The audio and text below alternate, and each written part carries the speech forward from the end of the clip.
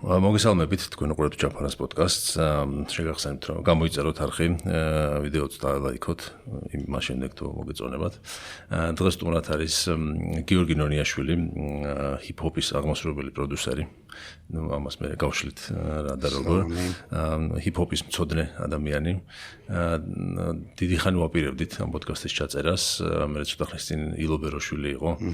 მანაც დაგასახელა რომ ესეთ ბოლოში კითხვა მოგხდომა. ერთი ადამიანი ვისაც უნდა ვიცნობდეთ და მანაც შენ დაგასახელა და კიდევ უფრო დააჩქარა ეს ამბავი და როგორც იქნა შევხვდით. რომ გაეცნო მაყურებელს მოკლედ თუ კი ბატონო. წინააღმდეგი არ იქნები. ჩემი სახელია გიორგი ნონიაშვილი. ბოლო რამდენიმე წელია მოღვაწეობ ფსევდონიმით, რომელიც წარმოითქმის შემდეგნაირად Flawless. ამ პრონაუნსის ინსპირაცია გახლავთ ასევე კურატორი, პროდიუსერი, ინოვატორი ჟანრის ჰიუსტონური ჰიპ-ჰოპ დუეტის UGK-ის ერთი ნახევარი, გარდაცვლილი ტიპი Pimp C, კერძოდ მისი პირის აპარატი. მაი როგორც flows-ასაც ვეძახით იდეაში რა. ანუ აი მისი წარმოთქმა, ჩემი მის დამიტრფობა ავსახე ამგვარად. იდეაში ძალიან რთული არის ჩემი პროფესიის განსაზღვრა რა. მოკლედ რომ თქვა, მე ვარ ჰიპ-ჰოპი. I am hip-hop, როგორც უცხოეთში პოზიციონირებენ ხოლმე ცოტა. შეიძლება გამაღიზიანებელიც კი იყოს ვიღაცისთვის მსგავსი პოზიციონირება, თუმცა that's it, ჟანრში ყველაფერი ერთგვარი ტრადიციაც არის რა. ეს ყველაფერი დაიწყო დაახლოებით 2012 წელს. და წარმოდგენა არ მქონდა რას ვაკეთებდი რა. ანუ უბრალოდ ვნება იყო რაღაც აფროამერიკული ჟანრის მიმართ, რომელმაც პირველმა გამიტაცა, ასე ვთქვათ, მუსიკალური ჟანრებიდან რა 2000-იან. რეპი იყო პირდაპირ? კი, პირდაპირ ჰიპ-ჰოპი და აი ეს გზა, მე ვფიქრობ, რაც მე გავიარე, კიდე სხვანაირ აღქმას იწვევს უშუალოდ ჰიპ-ჰოპის თუნდაც რა და მე აი როგორ ანვითარებ ჰიპ-ჰოპიდან ზოგადად მუსიკას ნებისმიერს რა, თუნდაც ეთნო, ფოლკი, ასე შემდეგ. მაგრამ დავიწყე უშუალოდ ჰიპ-ჰოპით და დაჟე მეცაც ვიტყვი, ეს ჰიპ-ჰოპი იყო ქართული ჰიპ-ჰოპი. ანუ დაახლოებით 2000-იანების დასაწყისი არის და ინტერნეტთან წვდომა ჯერ მარტივი არ არის. ხო, ბოდიში, მანამდე პატარა განმარტება ხო გავაკეთოთ, თქო რეპსა და ჰიპ-ჰოპ შორის სხვაობა რაც არის რა, ანუ ჰიპ-ჰოპი მოიცავს მთლიანად კულტურას. კი. ეგ რაღაცნაირად დამკვიდრდა ეგ სტერეოტიპი, რომ თითქოს ტრენდული გახდა მაგ ყველაფრის გამიჯნა ერთმანეთისგან, რომ რეპი, ჰიპ-ჰოპი არ არის და ანუ ჰიპ-ჰოპი არის კულტურა. ის ნაწილიც არის რეპი, მე როგორც ვიცი. აუცილებლად ხო, ანუ ერთმანეთთან როგორ თქვა, რეპს ისეთივე კავშირი აქვს ჰიპ-ჰოპთან, როგორც გრაფიტის. ანუ მაშინ შეგვიძლია დავსვათ კითხვა რა განსხვავებაა ჰიპ-ჰოპსა და გრაფიტის შორის. break dance-ის შორის. ანუ რეპი არის ერთ-ერთი შემადგენელი კომპონენტი, emsing-ი არის ერთ-ერთი შემადგენელი კომპონენტი ამ კულტურის, რაც ცხოვრებად გარდაიქმნა. ანუ კულტურად ჩამოყალიბდა და ძალიან ბევრი იბრძოლეს ამაზე, რომ კულტურა ჩამოეყალიბებინათ პიონერებს და ორიგინატორებს. თუმცა საბოლოო ჯამში მივიღეთ რეალობა, რომ ეს არის ჩვენი ცხოვრება. ანუ მე ვფიქრობ, აი ახლა როგორც ვსაუბრობ, ჰიპ-ჰოპი არის. ანუ აქედან როგორ წავალ, ეგეც ჰიპ-ჰოპი არის ჩემთვის. ანუ რა ნებისმიერი ჩემი გადაწყვეტილება არის ჰიპ-ჰოპი. ანუ მე შემიძლია ამით გავლენა მოვახდინო ჟანრზე. რას წავახალისებ? ანუ რას პირიქით გავაკრიტიკებ და ასე შემდეგ რა. ხო, კაი, დაუბრუნდეთ, ყვებოდი 2000-იანების დასაწყისში. ორი სიტყვით ვიტყვი რომ სანამ 2012 წელს დავფუძნებდი Facebook-ზე გვერდს, მანამდე ჩვენი შეკრების ადგილები იყო აი 80-იანების ბოლო, 90-იანების თაობების შეკრების ადგილი იყო ხოლმე ვარეზები, იყო Offline G, იყო Beef G, სადაც აი დღეს უკვე საზოგადოების საკმაოდ ცნობილი MC-ები თუ პროდიუსერები ერთმანეთში აზრებს ცვლიდით, ალბომებს უტვირთავდით ერთმანეთს. ანუ ამ ხერხით ხდებოდა გაცვლა რა, ამ ყოველთვის და მახსოვს ეგ პერიოდი. ხო, ძალიან კარგი პერიოდი იყო. მუსიკას რო ისჭირდებოდა, შოუნა ჭირდებოდა რა. ხო, არის შოუებოდა ეგრე მარტივად კი და სწორედ ამიტომ ვამბობ, რომ აი ამ Offline G-ს გარეთ რაც ან ცხოვრებაში რო გამოდიოდი სახლიდან, ანუ მესმოდა ძალაუნებურად ქართული ჰიპ-ჰოპი. მაგრამ გამიმართლა, რომ ეს ქართული ჰიპ-ჰოპი იყო შავი პრინცი ძირითადად და ძებნილები, რომელთა შემოქმედება ჩემთვის განსაკუთრებით შავი პრინცის შემოქმედება ჩემთვის ვფიქრობ, რომ საერთაშორისო დონე არის. ერთადერთი ქართული ჰიპ-ჰოპ არტისტი არის ჩემი შეხედულებით, ვინც გონია, რომ საერთაშორისო დონეზე გავიდა. მაგრამ მე აი რომ დაუბრუნდეთ 2012 წელს დავარსე, ანუ ეს ვარედები დაიხურა რა. საერთაშორისო დონეზე გავიდა გულისხმობ ხარისხით. არ გასულა ხარისხით გულისხმობ კი. და ჩემი დაკვირვები ძალიან საინტერესო ახსნა მოუძებნე მაგ ყველაფერს რა. შავი პრინცი, ბაჯუ, აი ეს ქუთაისის 90-იანები არის რა, 90-იანების მეორე ნახევარი. იკვებებიან პირველი ხელისგან. ანუ აი ესე შოულობენ ან უცხოეთიდან ჩამოსული მეგობრისგან ვიღაცის CD-ებს, ალბომებს და შემდეგ და გამოდის რომ პირველ წყაროსგან იკვებება მაგ დროს შავი პრინცი და მისი შემოგარენი იგივე ძებნილები ასე შემდეგ. რამაც ჩემი აზრით გარდა მისი უსაზღვრო ნიჭიერებისა და ჰარმონიულობისა და მელოდიურობისა მაგან ვფიქრობ რომ უმნიშვნელოვანესი როლი ითამაშა. აი ზუსტად ეგონია თანამედროვე ჰიპ-ჰოპის, ქართული ჰიპ-ჰოპის პრობლემა, რომ არ იკვებებიან პირველ წყაროებისგან და იკვებებიან აი მეათე ხელისგან. გამოყვებაში გულისხმობ შთაგონების აღებას, რაიმე მიმართულებას, უამრავი ნიუანსი არის. და როდესაც ჰიპ-ჰოპი ასე ვთქვათ უცხოურთან ერთად უფრო ძირითადად ქართული მესმის შემდაუნებურად აი ამ პერიოდში უკვე გაქრა ეს ვარეზები პირატული იყო მოგეხსენება და რაღაცნაირად სიცარიელე ჩამოვარდა რა ანუ ყოველდღიურობა იყო ჩვენი ერთგვარი ფორუმიც კი იყო რა ანუ აი კომენტარების გაცვლა მიდიოდა და მსჯელობა და დისკუსიები კი მე ერთ-ერთი ფორუმის ის ვიყავი ადმინი ვიყავი მუსიკალური ფორუმის ერთ პერიოდში Gold-G თუ Download-G თუ რაღაცა ესეთი Gold-G მახსოვს არა ფორუმ-G იყო ხო და მაშინ მეგონი Download-G ერქვა მეორე საიტი Avoid-G და მეორე საიტი რო იყო გადმოწერის და იმას ყო თავის ფორუმი და Gold-G თუ რაღაც იქ Gold-G ოკეი ხო ოღონდ Gold-G მე დაერქვა მეგონი და მოკლედ ფორუმ-G არა და მეორე CD-დით მეორე ფორუმი იყო ეგა და იქ მუსიკალური მაშინ რაღაც პერიოდი ადმინიც ვიყავი კი მახსოვს ეგ პერიოდი რაღაცას ყვები ჩვენი სოციალური ქსელები ეგ იყო მაგ დროს რა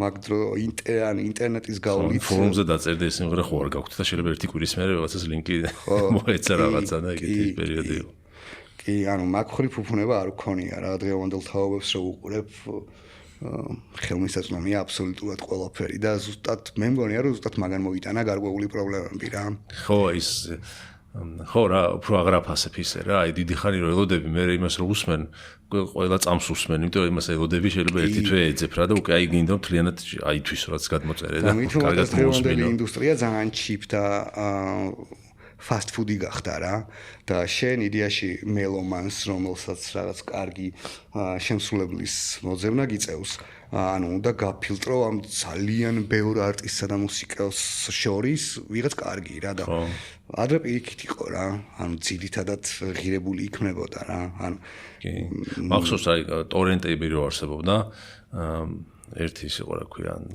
პეპერსებზე რედ ჩილი პეპერსზე დოკუმენტური ის ქვია Funky Monks ქვია რა ხო კი ვიცი ხო ერთი კვირა ვიწერდი ანუ ერთი კვირა ჩართული მქონდა კომპიუტერი და აი ნელ-ნელა ემატება და ერთი სული მქონდა რომ ენახა აი ზუსტად ეგ ბავშვობა მან გატარებული რა აი ალბომები და მით უმეტეს დისკოგრაფიების გაცვლა და ატვირთვა რომ მიდიოდა ჩვენ ღამე ჩართულ კომპიუტერს დავაგდით რა და დილით უნდა გაგმართლებოდა რომ ლინკი დაგხვედროდა და სადაც გაჭედილი არ ქონოდა და ასე შემდეგ რა მოკლედ 2010-იანებში აი ამ სიცარიელისგან გამომდინარე 2012-ში შექმნი Facebook-ზე გვერდი რა.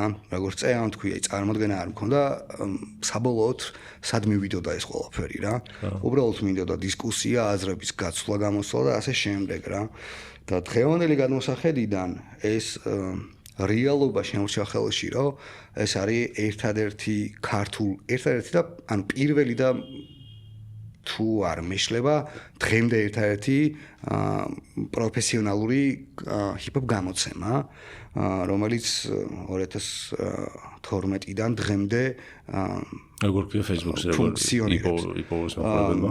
დასაწყისისთვის დავარქვი ძალიან მარტივად, მაგ დროს სულ სხვა რაღაცები მიწერებდა თავში და სახელი იყო Daily Hip Hop News-ი, ანუ ყოველდღიურად ვაწვდით სიახლეებს სმენელს რა და მე სახელი არ მომწონდა სახელი რა და შეცვლაც არ მინდოდა რომ სხვა რამე დამარქმია და უბრალოდ ინიციალებზე გადავედი რა DHN არის დღეს და დავიწყეთ ჩემ მეგობართან ერთად აი ამ ყველაფრის წარმოება რა გაცნობას ანუ იდეაში მიმწოდებლები ვიყავით რა ხალხისთვის ვისაც ხელი არ მიუწვდებოდა რაღაცეებზე რა აი დღეს უკვე მე ვფიქრობ რომ მაგ გამოცემის ერთ-ერთი უნიკალური ნიშა იმაში მდგომარეობს რომ ქართულენოვანი არის რადგან არანორმალურად ბევრი ჰიპ-ჰოპ წყარო არსებობს დღეს უკვე და აი დღევანდელი გადმოსახედიდან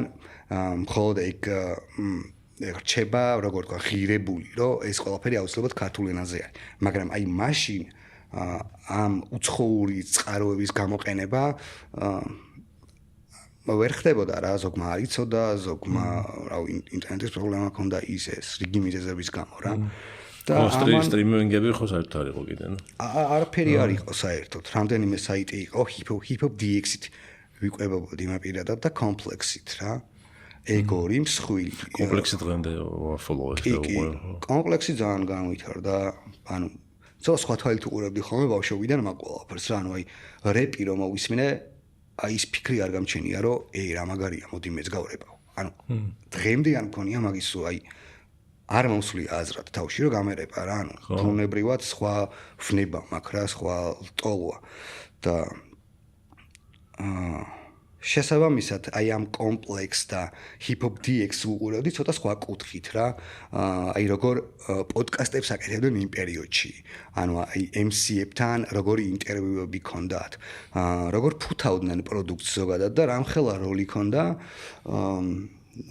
ედიაში ბაზს რა ბაზინს რაც გულისხმობს რაღაცა ციკლის პრომოუშენის ციკლს PR კამპანიას რაც იმ დროის ჩემთვის ძალიან უცხო იყო რა და დღესაც კი ვფიქრობ რომ მინიმალურად ავითვისეთ საქართველოში მსგავსი რამ რა აი პრომოუშენი ჰიპ-ჰოპში თითქმის არ გვაქვს აი უცხოეთში მეტნაკლებად ცნობილი MC როცა რაღაც ალბომის როლაუთში არის აი კლიპსმა დააგდო შარშან ალბომი 10 წლიანი პაუზის მერე და აი ერთ ინტერვიუს რომ აურჩებოდი და რაღაც YouTube-ს ვარეფრეშებდი ეგრევე მხვდებოდა რომ 1 საათის წინ აიტვირთა სხვაგან მათი სხვა ინტერვიუ ან სხვაგან შექმნილი და ესეთი მომიგროვდა დაახლოებით 10 და დაჟე დავწერე კიდეც რომ ანუ ისტორიაში საუკეთესო rollout run-ი ქონდა კლიპს რა ანუ მუსიკა არ იყიდება მარტო ისე რომ მე ალბომი ჩავწერე და დავდე და მორჩა და საქართველოში აი ეხ ცოტა ძვრები შეიძლება იყოს რა გარდაუვალია ეგ ძვრები მაგრამ გაცილებით მეტი არის საჭირო ამ ხრივ რა გაცილებით არ გვაქვს აი ეს ბაზი არ გვაქვს ჰიპ-ჰოპ პოდკასტები არ გვაქვს აი როგორ აი კომპლექსა ძალიან კარგი გადაცემა აფრო-ამერიკელებთან დაკავშირებულია მაინც ძირითადად რა იმიტომ რომ სნიკერ კულტურა ძალიან ევასებათ ჰიპ-ჰოპში და აფრო-ამერიკელებს და კი და ის მიყვარს მაგათი არ არის ისა sneaker shopping with რაღაცა რო აი ეგ გადაცემაც კი ამ ბაზის ნაწილად ეგ არის რედაქტორი კომპლექსის ხო ეგ ვისაც მიყავს ეგ ტიპი in duels და ცოტა მე მგონი ეგ არის ახლა თინად კომპლექსის რედაქტორი შეიძლება არ ხო რაღაც ეგეთია იმიტომ რომ ეხლა ძალიან ბევრი საავტორო გადაცემა დაიწყო მაგ ტიპმა ამის გარდა რაღაც barbershop დისკუსიები დაიწყეს სნიკერებზე რა და ანუ ძალიან რაღაც აღმოცენდა ეგ ფოტოსები მაგრამ მიყვარს რა და ფოტოსების კულტურა და ეგ რო აღმოაჩინე YouTube-ზე აი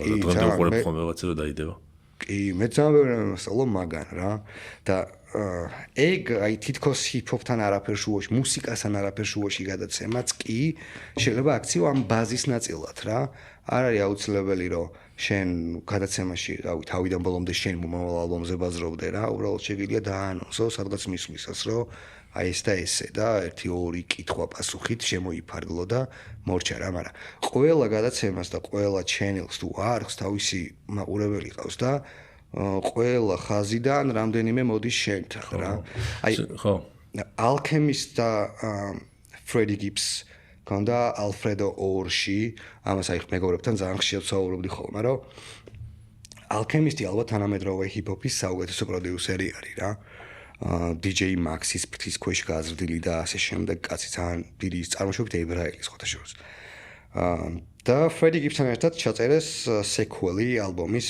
მეორე ნაწილი ალფრედო და ამ ალფრედოს ირგვლივ როგორი ტიპებმა რეები იქნეს იცი აი კომიქსების ჟურნალი გამოუშვეს სერიული თან გამოუშვეს ფილმი მოკლემეტრაჟიანი დაახლოებით 15 წუთიანი და გამოუშვეს აი ძველად რო რაღაც დაბალი ხარისხის გრაფიკები ქონდა კომპიუტერულ თამაშებს აი ეგეთი თამაშები რა ანუ ერთი შეხედვით ძალიან უცნაური არის ეს ყველაფერი ხო ანუ როცა ჩვენ მუსიკაზე ვსაუბრობთ რა შუაში არის ეს ყველაფერი ჩემი პროდუქტის რეალიზაციასთან რა მაგრამ აი ამ ხაზებიდან ხო ეს ალბათ თვითონ ჰიპ-ჰოპი არის იმ ხელა რომ გაძლევს მაგის საშუალებას რა რომ ბევრი კუთხით წარმოაჩინო რა ეხლა მეორე არ ვიცი ალბათ შეიძლება როკის და არ ვქო რომ ეგეთი მოცულობითი ჟანრია მაგრამ ალბათ ვერ შეედრება რა ჰიპ-ჰოპს მოცულობით რასაც მოიცავს რა იმიტომ რომ აი როგორც ეხლა ჩემ ცხოვრებაში ჰიპ-ჰოპის სკოლის ასაკში შემოვიდა რა სკოლას მომთავრებდით 90-იანების ბოლოს Tupac-ი და Dr. Dre და ასე შემდეგ რაღაც კლიპები რაც გამოდიოდა და B.I.G. და ნუ ეს იყო თავარი ესა გავლენა ჩვენზე მაგრამ ამ კლიპებს რო უყურებდით რაღაცა კაცებით დიდი გავლენა ქონდა ვიდრე რაც რომ იერებდით რა მარტო მუსიკა არ იყო რა ჩაცმის სტილი ბოტასები რაღაცა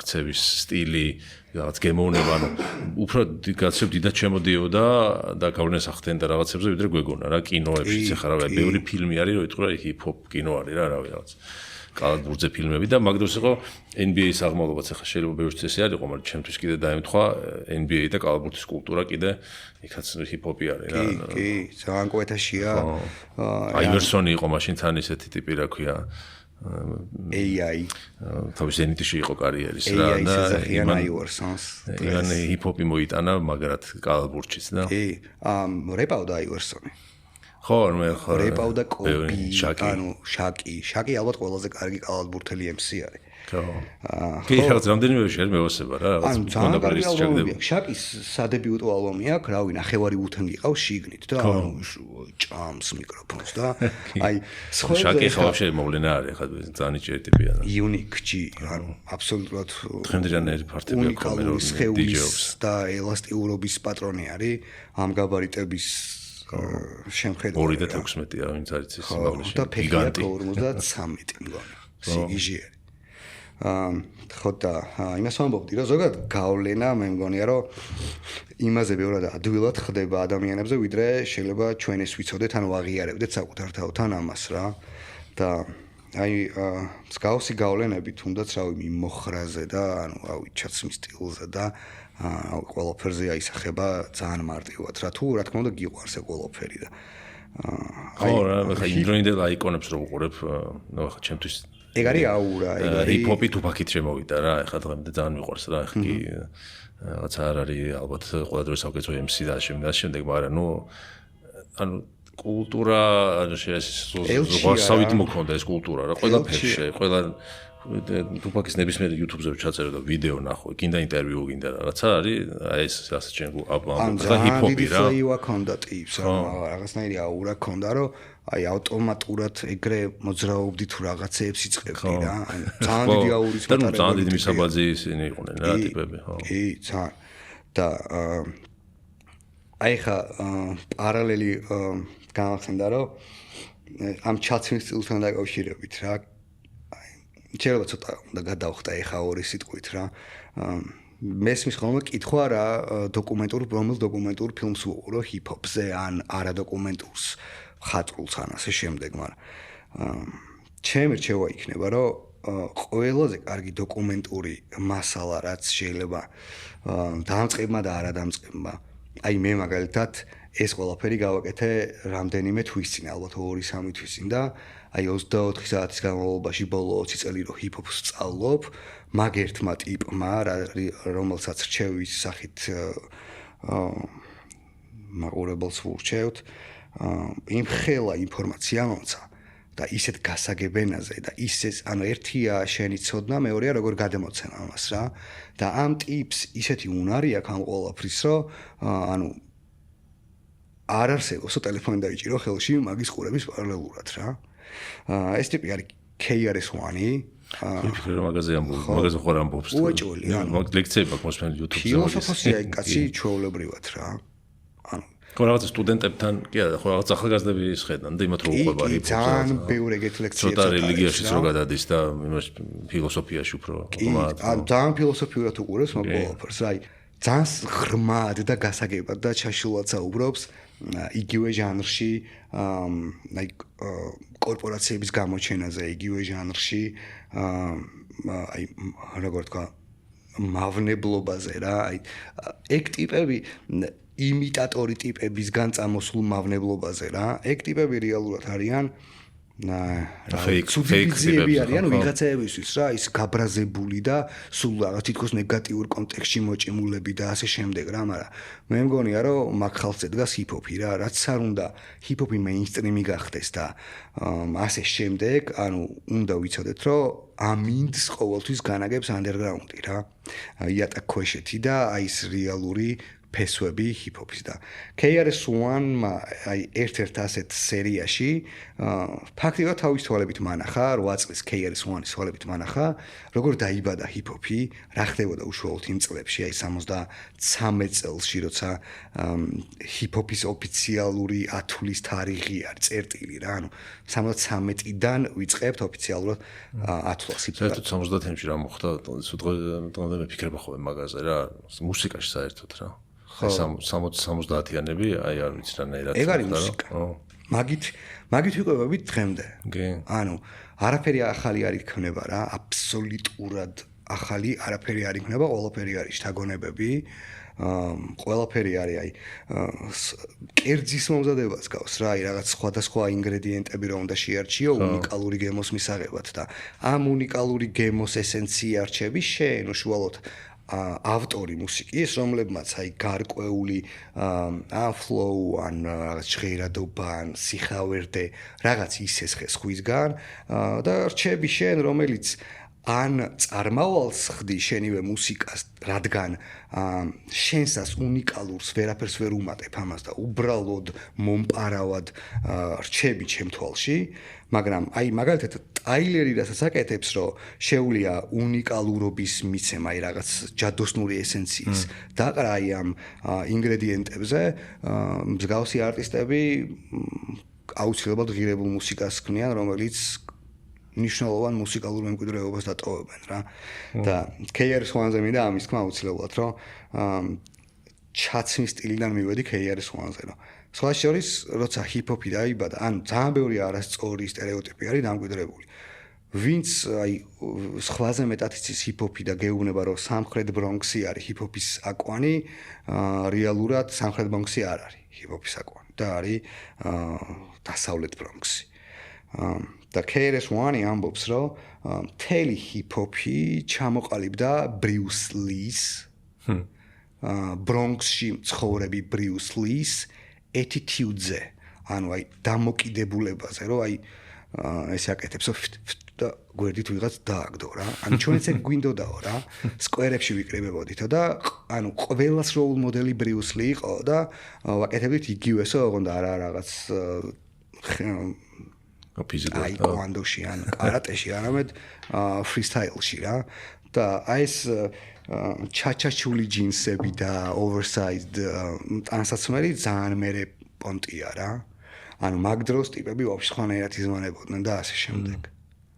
დამოკლედ სმენელს აი ვინც დაინტერესებული არის KRS-One უბრალოდ დასერჩეთ KRS-One და რავი ხელში თუ სიმღერა მოყვებათ მაგას მოусმინეთ თუ რავი ლექციები ისმენთ ამას უსმენ ხშირად რა KRS-One-ის სახელი ამოვიწყეს სიმღერის აი ექსტრემიგაც ეგ მოიტანა ადრეზე პირად ვიცოდი მე აი ზუსტად ყველა ეხლა უკვე პლეილისტში რომ აქვს კი ლაიქში რო არის აღარაფერი აღარ ანუ ფიზიკურად მახსოვს სად მოვძებნო რა და ვაჭრა სახელით აღარ ვეძებ რა ზუსტად მე ვიცი მეორე ალბომის მეოთხე ტრეკი აი ეს კი act like they don't know როგორ MCs act like they don't know ეგ არის ძალიან უსმენ ხო კი ეგრეა არა ქართული რეპიდან რომელი იყო ესეთი პირველი დიდი ინფლუენსერი 50 Cent უეჭველი 50 Cent და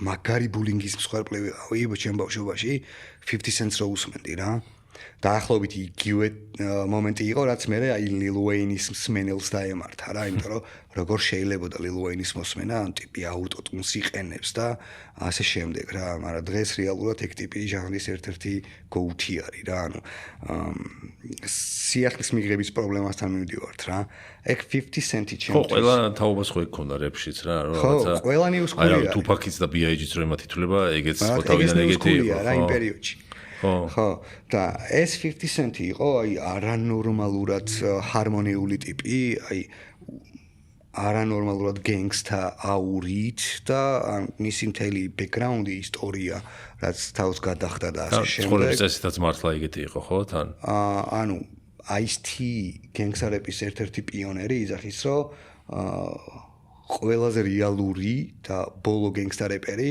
არის 50 Cent-ი რა და მაგ ტიპის აი რაღაც არანორმალური ნიჭი ქონდა ჰუკების წერის რა მის ამღერების ანუ ფორმულა და ანუ პირველად რომ მივედი ჟანრთან აი იმ კუთხით რომ ეხა უნდა ამოვქეკო ეს ყველაფერი და შევისწავლო სიამოვნების დონეზე 50 Cent-ი ჩემთვის იმ მომენტში უკეთესი მუსიკა იყო ვიდრე აი იგივე Flying G-ზე უფროსი ტიპები მაძალებდნენ რავი ზუსტად KRS-One-ის გუფი იყო არის ეგეთი MC რომელიც მეუბნებოდა ხოლმე რომ აი რა 50 Cent-ი Wu-Tang-ი და ანუ დღეს რო გავიზარდე ანუ რა თქმა უნდა გავიგე Wu-Tang-ის CD-ადე ვერც დავაყენე ხო დრო უნდა ყველაფერს ესე კი ანუ რაღაცნაირად უნდა მაგალითად ნასი თავიდან არ მესმოდა რა ეგრეა ხო იმიტომ რომ უფრო მელოდიურ მე ჰუკები ან მასე ვიყავი მიჩვეული მაგრამ ნელა მე ხო და დღეს ახლა კი ძალიან მიყვარს რა KRS-One-ს ვახსენე პირველი ჰიპ-ჰოპში რა მაგრამ აი იმ დროს ვერ кайფობდი რა ანუ აი რთული იყო ჩემთვის მაგ ყველაფრის გაგება და აი რა ტემპს უნდა შევახტერო აი მე ძალიან ის იყო ბუნებრივი მაგ ყველაფერში და აი სამაგიეროდ 50 Cent-თან მიმართებაში დღევანდელი გადმოსახედიდან ეგ ტიპი გახდა ერთ-ერთი უდიდესი მუსიკალური მემკვიდრეობის პატრონი ჰიპ-ჰოპში აი დღევანდელი ჰიპ-ჰოპი აი 20-20-ის ჰიპ-ჰოპი 28-დან ჰიპ-ჰოპში ყველაზე დიდი გავლენა 50 Cent-ის იგრძნობა რა თუნდაც სემპლინგის კუთხით თუნდაც ჰუკების კუთხით ანუ არანორმალურად ბევრი არტისტი მაგის Eminem-ის You Don't Know რო არის ვაში Eminem და კიდე ერთი ათირებელი რო არის Lloyd Banks-ი და ვიღაცები დღემდე საორჯიშო პლეილისტში ვაქვს ჩაგდებული ეგ ისეთი ბიტი არის და ისეთი ის მოაქვს ენერგია და თუმცა მე ვფიქრობ Eminem-ის მუსიკა კარგად არ დაღვინდა. ანუ production-ი არ დაღვინდა კარგად Eminem-ის. აი 2000-იანების Eminem-ი რაც იყო და არა 90-იანების ბოლო Eminem-ი. ის კიდე სხვა არის. იქ უფრო ცოტა Cypress Hill-ი ჟღერადობა არის და ჩემთვის ეგ ალბომი დღემდე ძალიან კარგად ისმინება. მაგრამ Eminem-ის შემდეგი ალბომებიდან აი უბრალოდ ვეღარ უსმენ ვერაფერს. არა იმიტომ რომ რავი fast flow არ მიყვარს, არა იმიტომ რომ აი Lord Jamar-ის აი სამობგერიანი სიტყვა ისეთი flow-ით შეიძლება ტიპმა გითხრას, რომ ჩემზე ბევრად დიდი შთაბეჭდილება მოახდინოს და მთელი დღე რავი მე თვითონ ვიმეორებდე მაგ სიტყვას ეგრე ან მესმოდეს, მაგრამ აი Eminem-ი ეგ ტიპი არ არის ჟანრისთვის. ხო, უფრო რაღაც სპორტს და ემსგავს რა, აი არ მინდა სულად გამიგოს ვინმე, მაგრამ აი ჩართეთ Lord Jamar-ი, Brand Nubian ერთ მხარეს და მეორე მხარეს Eminem-ი და მიხვდებით რომ აბსოლუტურად სხვადასხვა მუსიკა არის. აერთიანებს hip-hop-ი, მაგრამ აი რომ ამბობენ რომ Eminem-ის მუსიკა hood-ში და მანქანებში არ ისმინება, ცხადია ეგრეა. არ ისმინება. აი ერთი რაც Wide Awake არის ეგეთი Eminem-ის მე მგონი B-side არის რაღაც ალბომის რა. აი ერთ-ერთი რომელსაც უსმენ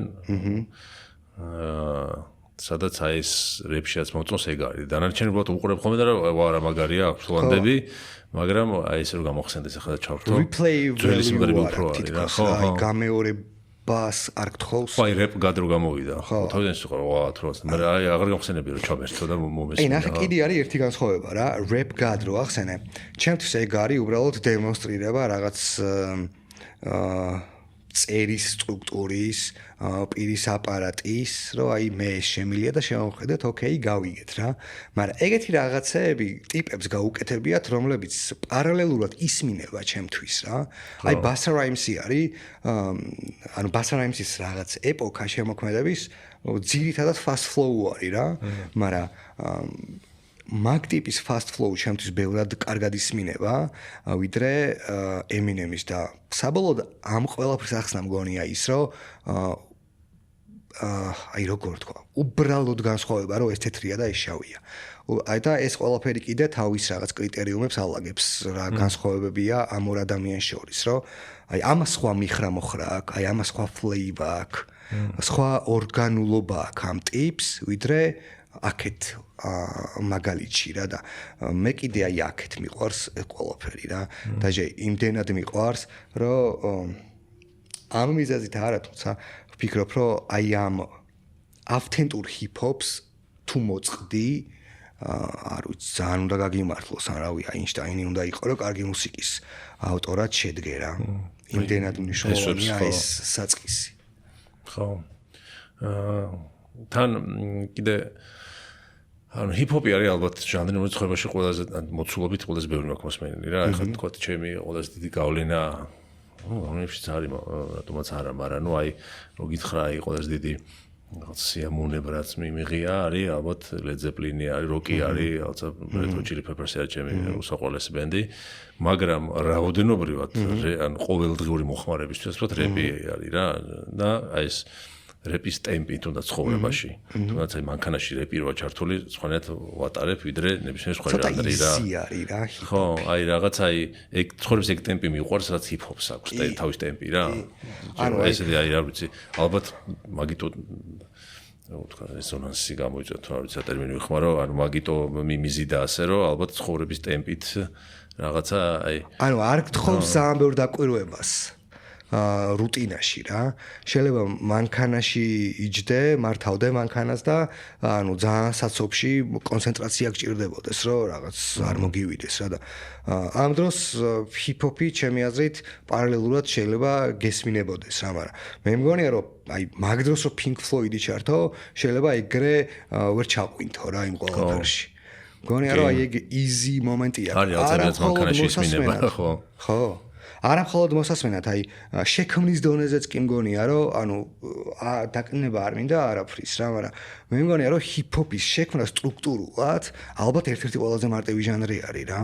და მე მგონია, რომ მაგან არა მარტო მაგან, მაგრამ დიდწილად მაგან ჰიპ-ჰოპს აი ეს რაღაც გრძელვადიანი რანი მისცა რა, ეს მეინსტრიმში დარჩენა ამდენი ხნის განმავლობაში.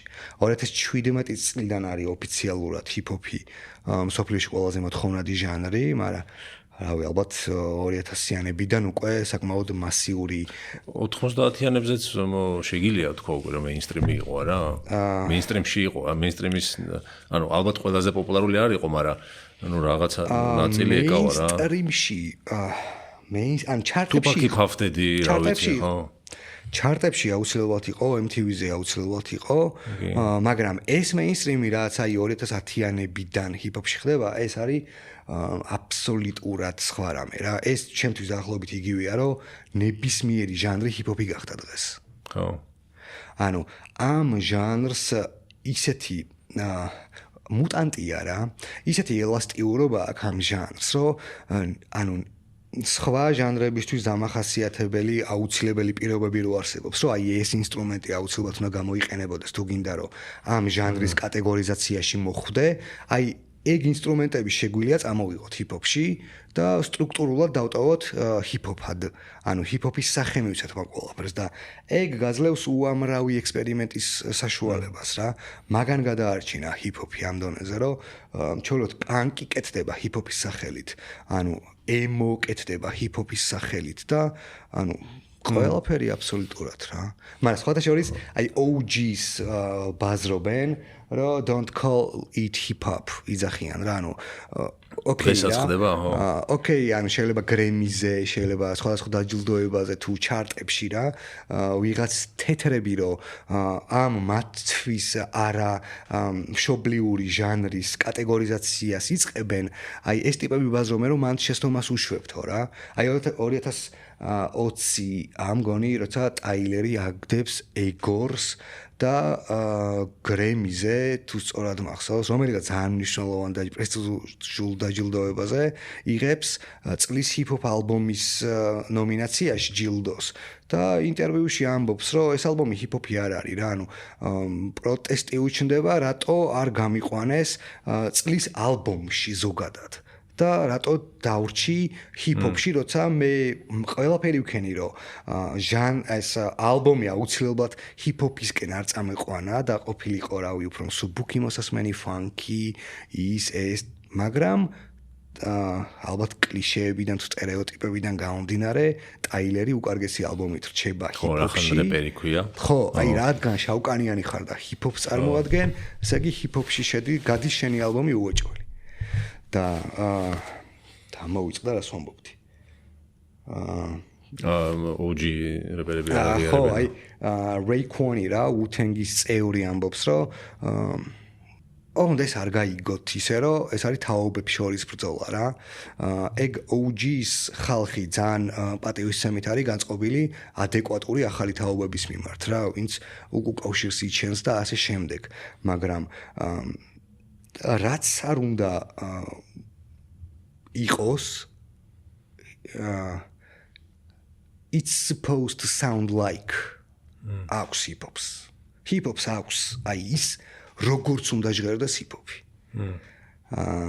ანუ არ შეიძლება შენ ნებისმიერი ექსპერიმენტი, რადგან შენ ამაზე უბრალოდ რეჩიტატივი წაიგითხე და არ გვა ჰიპ-ჰოპი. ანუ რეჩიტატივი მაგას როგორ თქვა, არ ამართლებს, რომ შენ აუცილებლად ჰიპ-ჰოპი ხარ. ხო. ხო, რაღაცა ძალიან like, ანუ არსებობს. აი კლასიკური ჰიპ-ჰოპი რაც არის, კლასიკურ ჰიპ-ჰოპს ეძახიან 90-იანების gangster raps რა. იდეაში ჰიპ-ჰოპი პირველი თავში ადამიანს უნდა მოგდიოდეს gangster rap-ი რა, ეგრეა, რომ არა 80-იანები სადაც დაიბადა ეგ ყველაფერი ასე შემდეგ. არა. აი supposed to sound like რაც არის, ეგ არის 90-იანების gangster rap-ი. ხო, ანუ Tupac B.I.G-ის თაობა. Tupac, Nasi, Tupac, B.I.G, Jay-Z, Tribe Called Quest, De La Soul, აი ეგ ხალხი არის supposed to sound like, რომ ან შენ შეგიძლია ექსპერიმენტი გააკეთო, მაგრამ აი ამასაც უნდა ვხედავდე ამ ექსპერიმენტში. ხო. და აი ამ ფესვებიდან მოწყვეტა, რადგან წეღან ვისაუბრეთ, თუ მოწყდი ამ ყველაფერს, შენ აბსოლუტურად ნახე, აი სამი წრე არის რა, ფესვები, supposed to sound like და ტიპი, რომელიც მუსიკას აკეთებს. ანუ შენ თუ აი ეს ყველაფერი გამოტოვე, ცოტა ეჭვმეპარება, რომ შენი ჰიპ-ჰოპი იყოს ავთენტური და იყოს ანუ ორიგინალი. აი ისეთივე ორიგინალი, როგორიც მინდა ხინკალი იყოს იტალიაში. ანუ თუ ხინკალს ორიგინალი რეცეპტი შეუცვალეთ, მოდი დავარქვათ მას დამპლინგი რაღაცით, მაგრამ აღარ დაუძახოთ ხინკალი, ხო? თუ პესტოთი გავაკეთე ხინკალი, ის აღარ არის ხინკალი. ის არის უბრალოდ იცი მისი შენ ორი ძირითადი ინგრედიენტი, ცომი და ხორცი, მაგრამ მთელ რეცეპტს კარგავ და იღებ აბსოლუტურად სხვა შედეგს. იგივე არის ჩვენ ჰიპ-ჰოპში და აი თანამედროვე ქართული ჰიპ-ჰოპის ყველაზე დიდი პრობლემა ეგ მგონია. რომ აი ანუ ჯერ ძალიან მარტივად იწყებენ გარემოს. აი ჩვენი თაობისგან განსხვავებით, როცა ანუ მიღწევა გჭირდებოდა სიმღერის ჩაწერის პირობებისთვის, რომ ვინმესთან სტუდია ქონდა. დღეს ხო ყველაფერი ძალიან მარტივად ხელმისაწვდომი არის და აი ამ ყველაფერმა შექმნა ის რეალობა, რომ ნებისმიერს ვინც რავი, აი ტრეკს მოისმენს და ვა, ეხა მეც გავრეპავ, შეუძლია გარეპოს. ხო და ინდუიციურად რო ვიფიქროთ, თითქოს მაგას უფრო კიდე ახალი აფეთქება უნდა გამოეწვია რაღაცა, მაგრამ პირიქით არის. არა, აფეთქებას გულისხმობ არასწორი ტერმინი თქვი, ანუ ახალი დიდი ტიპები უნდა გამოჩენილიყო კიდე უფრო ბევრი, მაგრამ თითქოს შეგრძნება მაქვს რომ ხარისხი დაეცა ზოგადად რა, ან მაგის გამო. ამ დროს ვფიქრობდი რომ პირიქით ბევრი ნიჭი ერთ ტიპს მიეცემა საშუალება და რაღაცა, მაგრამ ამ დროს სხვა პირიქით იმუშავა მაგ. კი, მე მგონია რომ აი რავი J Cole-მა დადო, ნუ J Cole ითვლება თანამედროვე ჰიპ-ჰოპის, აი ამ თაობის ერთ-ერთ წამყვან ფიგურად. და ცოტა ხნის წინ დადო ალბომი The Fall Off, რომელიც ახლობით 10 წლის წინ დაანონსა და ანუ აშკარაა რომ ალბომი ჩაწერილი არის, რავი, 2 თვეში. და აი ეგ და ის რომ დღეს ჰიპ-ჰოპის კეთება ყველა შეუულია, აი იხარშება ჩემთვის აი ამ easy დამოკიდებულებაში რაღაც აღარ იხარჯება იმდენად ტიპი, რადგან მუსიკა გახდა fast food-ი. ძირითადად ერთჯერადი არის რა ეგ ყველაფერი, აი დღევანდელი ჰიტი. საკუთრებით ამბოლრებში გძნობს მაგ დამოკიდებული აი რაღაცა თითქოს კიდია ისევ აკეთებს რაღაც. ანუ მე არ მჯერა მაგის რა. როგორ შეიძლება დღის განმავლობაში Young Thug-მა და Lil Wayne-მა სტუდიაში ჩაწერონ 300 ტრეკი, ანუ რავი, ან ტექსტს როგორ აუდიხარ, ანუ ვაფშე რა. და მაგან ხო ძალიან დააგდო ხარისხი და ხო, აი თან მე რასაც ვატყობ და უკვე ისეთი მით აღარ უსმენ და ახალ რეპს რა, რომ თვითონ მუსიკის ხანო ხო ერთი არის რეპი, ანუ ვოკალი და დანარჩენ მუსიკის ხარისხიც ისეთი არის უკვე ძალიან fast food-ი არის რა, ალბათ ყველა ისტორიის შეფასებები. თვითონ მუსიკის ხარისხი production-ს გულისხმობ, ხო? ხო, რა, ეხლა დღემდე ძველი ტრეკები 90-იანების უფრო აბსოლუტურად სხვა სიღრმეზე ისმინება. დახვეწილად ისმინება და ის არის ნამუშევარი ვიდრე დღევანდელი რა, როცა ამდენი შესაძლებლობა არის დღეს. კი, აბსოლუტურად. სხვა შორის ძალიან სწორი მიგნება არის. და ერთ-ერთი უდიდესი პრობლემა არის თანამედროვეობაში ჩემი აზრით. აი მე მაგმიზეზით ვერ უსმენ უმეტესობა. ხო, ახლა რო ვიცი დოქტორ დრე რამდენს მუშაობდა და რეპს ადეძებდა ინფლუენსერებს და უკრავდნენ, იწერდნენ და Defiant Ones მე მგონი დოკუმენტური რო არის დოქტორ დრეზე არის. დოქტორ და მისი თანა პროდიუსერი არის თეთრკანიანი ტიპი არის რა. უეჭველი იქნება. არ მახსოვს რა და მან თქვა Nirvana-დან როგორ მოქონდა ინსპირაციები რაღაც თავის საუნდში რა. ეხლა უცებ ხო ესე ვერ წარმოვიდგენ, მაგრამ ტიპი რამდენს მუშაობდა, რომ რაღაც ერთი ტრეკი შეექმნა და იქ რა Nirvana-ს გიტარის იმას აკვირდებოდა იქ როგორ არის და რაღაცა და ეხლა საერთოდ აღარ ხდება ხო. საერთოდ აღარ არის ყველაფერი. აბსოლუტურად დაიკარგა ყველაფერი. ანუ დღეს ჰიტი შეიძლება გახდეს რავი, ერთ წუთში დაწერილი production-ი რა, ბიტი. ანუ აბსოლუტურად სხვა სტანდარტ, ანუ გემონება აყალიბებს სტანდარტს რა. შენ თუ მაინც იყიდება, იქნება იგი. ხო, ეგ არის ახალოდ ახალისება რა, მაგ ყველაფრის, ხო? ანუ შენ თუ ნაკლებ ხარისხიან პროდუქტს ყიდულობ და რავი, ეგ არის ახალისება მაგ ყველაფრის რა. და ის რომ 90-იანები, 80-იანები ბევრად სხვანაირად ისმინება, ამის პირველი მიზეზი არის ის, რომ დღეს ყველაფერი პროგრამულად კეთდება რა. აი დრამს ჩემთვის აღარ აქვს იმ დრამის ხმა რა. ანუ აღარ მაძლევს იმ სიღრმეს. და არის აი რაღაც პლასტმასი ყველაფერი. ხო, აი დღეს ახლა რომელი ტრეკი არის, რომ შეიძლება პირველი ნოტიდან კი არა და პირველი ბგერიდან იცნო. 90-იანებსაც აი რავი, სნოპი იქნებოდა თუ დოქტორი, იმასაც კი ხვდები ვისი ტრეკია, რა ტრეკია, რა ჟანრი არის, საიდან მოდის, ავიც Nate Dogg-ის და Orange-ის რაღაცა ფანკური ჰიპ-ჰოპი საერთოდ სხვანაირად ეგრევე მოაქრა ისაც სათქმელი რა. კი, ანუ თავის აუთენტურობას, თავის წარმომავლობას, თავის ლოკაციას გასწავლის ტიპი, ეგრევე რა, რაღაც პატარა ჟღერადობით ხვდები, რომ აი ეგ საუნდი, ეგ ჟღერადობა უეჭველი Compton-ში იქნება რა. და დღეს ეს ყველაფერი რაღაცნაირად ძალიან ერთ სიბრტყეზე დავიდა რა. აღარ არის აი ესე ამ დონეზე, აი სამხრეთმა დაიტოვა შედარებით ეგ ყველაფერი, რომ აი სამხრეთელ ტიპებს კიდე ეტყობათ, რომ ეგენი სამხრეთთან არიან, მაგრამ აი west-ია თუ east-ია, აი მაგ Orange-ის regulate-ის იმას ენერგიას და ცოდნას თავში აღარ გაძლევს. Orange-ის regulate იყო ყური მოვკარი რადიოში და ნუ აი ეს ხო ეს რაღაცა 10 წამიან ლუპს მოვკარი და აი ისე ჩამრჩა და ინტერნეტიც არ იყო და მე რადიოში ველოდებოდი რომ როდის დაიწყებოდა და მე მივუსწარი ბოლო ვერსი და მისამღერი და ეგ მქონდა კასეტაზე ჩაწერილი და ეს რეგულეიც დიდი ხანი უსმენდი ესე ბოლო ვერსი და მისამღერი და ეს უსმენდი ხოლმე რომ ბოლო ერთი წუთი მქონდა რა ისე მივასება და მაგისის ჟღერადობა დღემდე ყველა იცნობს ეხლა რო ჩავურთო კი ანუ თან კალაბურთს თამაშობდა თან ეგ და ეს ერთად კულტურაში კალაბურთს თამაშობდა? არა, მე თამაშობდი მაგას ვიზახი და თან კალაბურთი რომ მიყვარდა და ახალი ხილი იყო და თან ეს და კლიპში რომ თამაშობენ უყურებდა ხო კი ხო და ეგ Orange-ის regulators რავი ხო ფლანგმანი არის ჰიპ-ჰოპის და სხვა შორის მაგ დროს ძალიან ახალი ჩამოყალიბებული არის G-Funk-ი რა ფართო მასებში ამბობენ რომ Dr. Dre არის G-Funk-ის ინოვატორი, მაგრამ ეგრე არ არის G-Funk-ი წამოიღო DJ Quick-მა, კიდევ ერთმა, რავი, გენიალურმა მუსიკოსმა, პროდიუსერმა და MC-მ, ასევე დასავლეთიდან, წამოიღო Funk-ის ქვემიმდინარეობა P-Funk-იდან. პარლამენტ Funkadelic-ის მაგავლენაზე ხო? კი ბატონო. და ნუ მაგ პერიოდში Chronic-ი, Doggy Style-ი, The Duck Pound-ი და ეს რაღაც regulators არის მაყოლაფრის ალუბალი რა, ჯერ დაუვიწყარი. ეგეთი რაღაც მაქვს მოსმენელი Chronics ალბომი Dr. Dre-ს რა. რატო ქვია Chronics და მოსაწევი ხო არის Chronics რა, მარიხუანა. და მარიხუანას რატო დაარქვეს Chronics.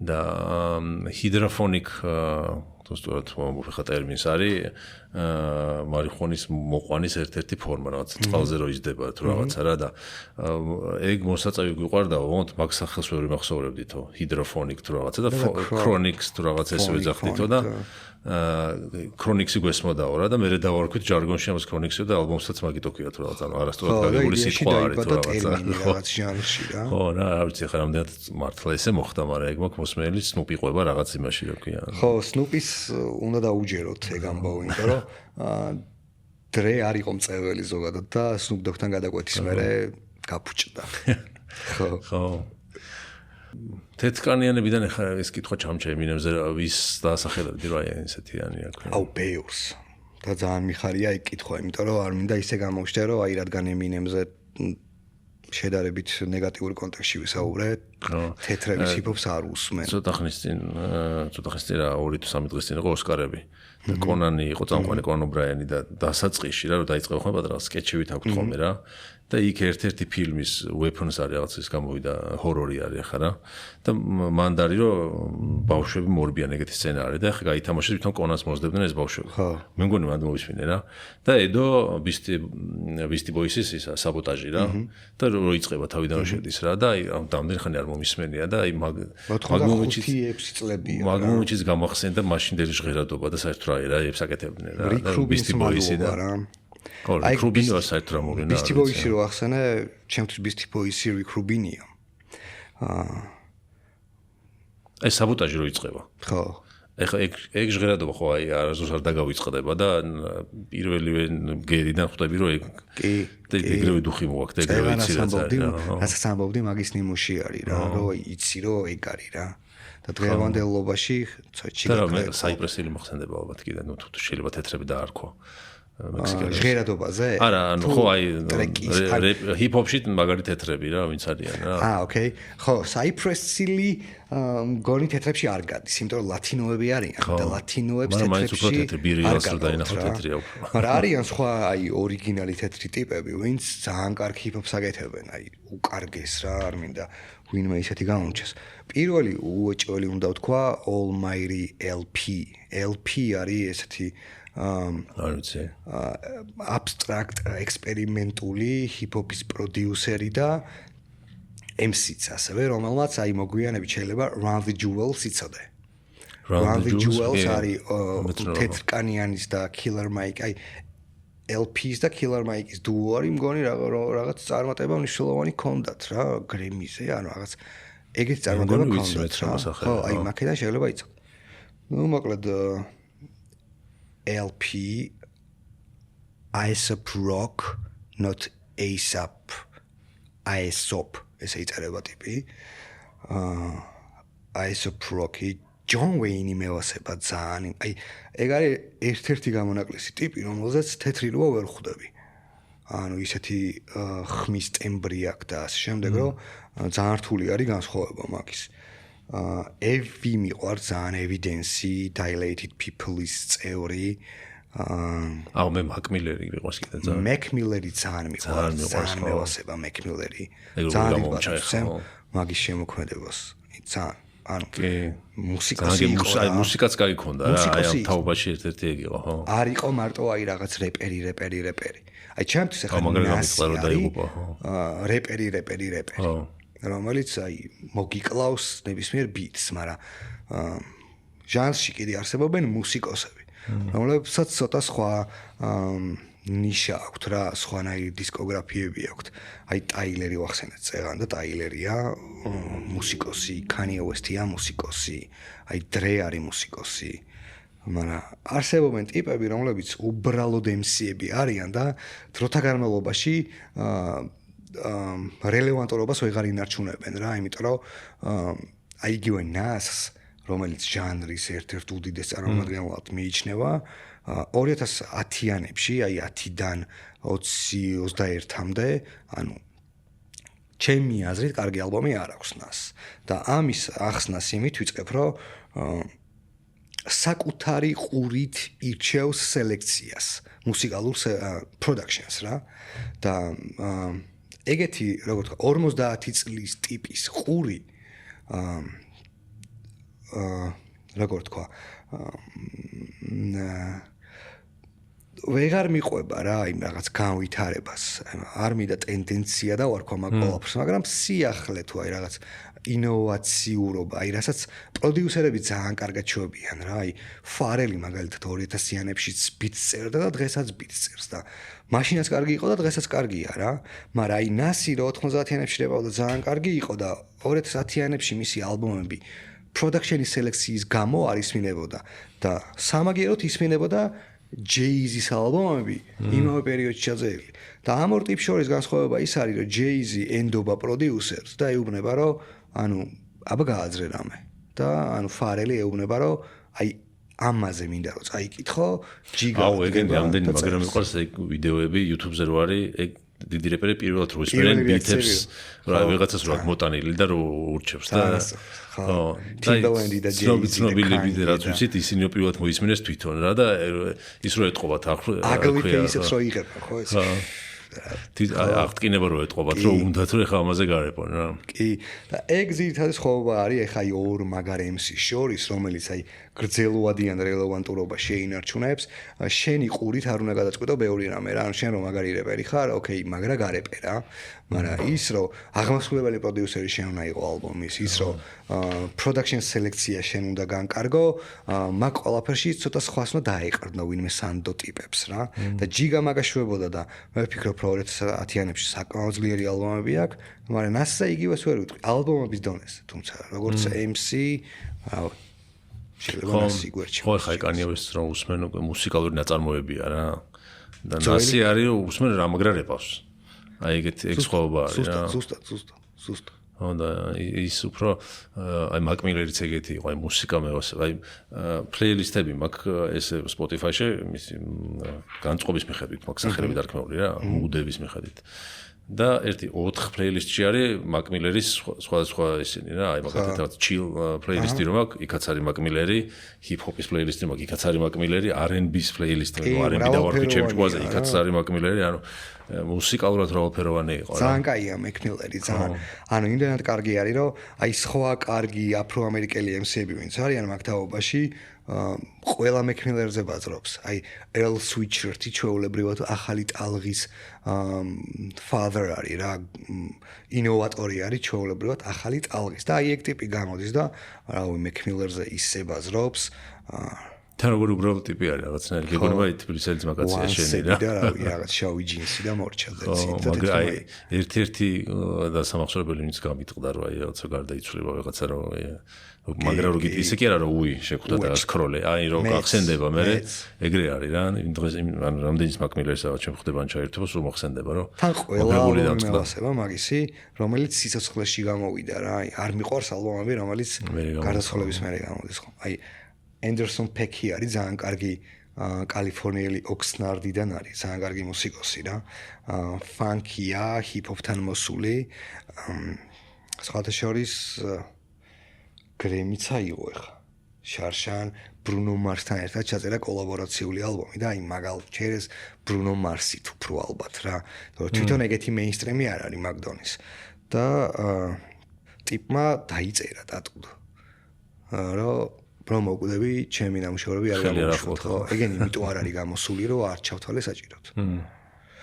და ეს რაღაცა ხო ეს მუსიკალურობა კიდე რეპის მოსმენა რომ დავიწყე ინგლისური არ ვიცოდი იმ დონეზე და მithumetes ეხაც ძნელია ხანდახან გარჩევაზე რეპავენ რა მაგრამ მუსიკალურად მომწონდა ანუ ვოკალიც ჰქონდათ სულ რო არ გესმოდეს რა სამბობს ის ვოკალიც არის მუსიკალურად მაგარი რა ისე ხო არა მე ვამბობ ზოგადად მაგარი რეპერებზე ანუ ჩემ წარმოდგენაში და თუნდაც Tupac და B.I.G თავიდან დამევასა და ჩემ ყოველდღიურობა გახდა საერთოდ არ მესმოდა რაზე რეპავდნენ მეც მაგრამ მუსიკად უსმენდი მეც ანუ არ ვოკალს უსმენდი როგორც მუსიკას რა. ჭირდებოდა ტექსტის დეტალური ანალიზი, ანუ უკვე ხვდებოდი რაზეც იყო პონტი და დანარჩენს რავი, ჩემ გონებაში წარმოვიდგენდი ხოლმე რა. კი. თორე ანუ ტექსტი ძალიან მნიშვნელოვანია. ფრანგული რეპიც მომისმენია და რაღაც სხვა ენების, მაგრამ ანუ არ მესმის, მაგრამ მაინც მოაკრა რა. ხო, ეგ წინაღობა არ მაქვს არც მე რა, რომ უაი უოჭოლი ენა უნდა მე. ეხლა რავი, ცხადია სლენგი უფრო ვიცი დღეს ვიდრე ინგლისური. და ეგ ყველაფერი კარგად მესმის მათი ტექსტები რა, მაგრამ აი რომც ვერ გავიგო, ჩემთვის აი არანაირად არ მიცვლის სიტუაციას ეგ. ხო. პირიქით. შეიძლება ანუ რაც ცოტა ასაკში შევდივარ, ვამუღამებ, რომ აი ინსტრუმენტული მუსიკის მოსმენა უფრო მისწორდება და სცენარის ჩემ თავში წარმოდგენა, ვიდრე აი მის მიერ შემოტენილი კონკრეტული ისტორია. ო, კარგი ჰიპ-ჰოპ ინსტრუმენტალი კიდე ცალკე თემა არის მის გარეშე.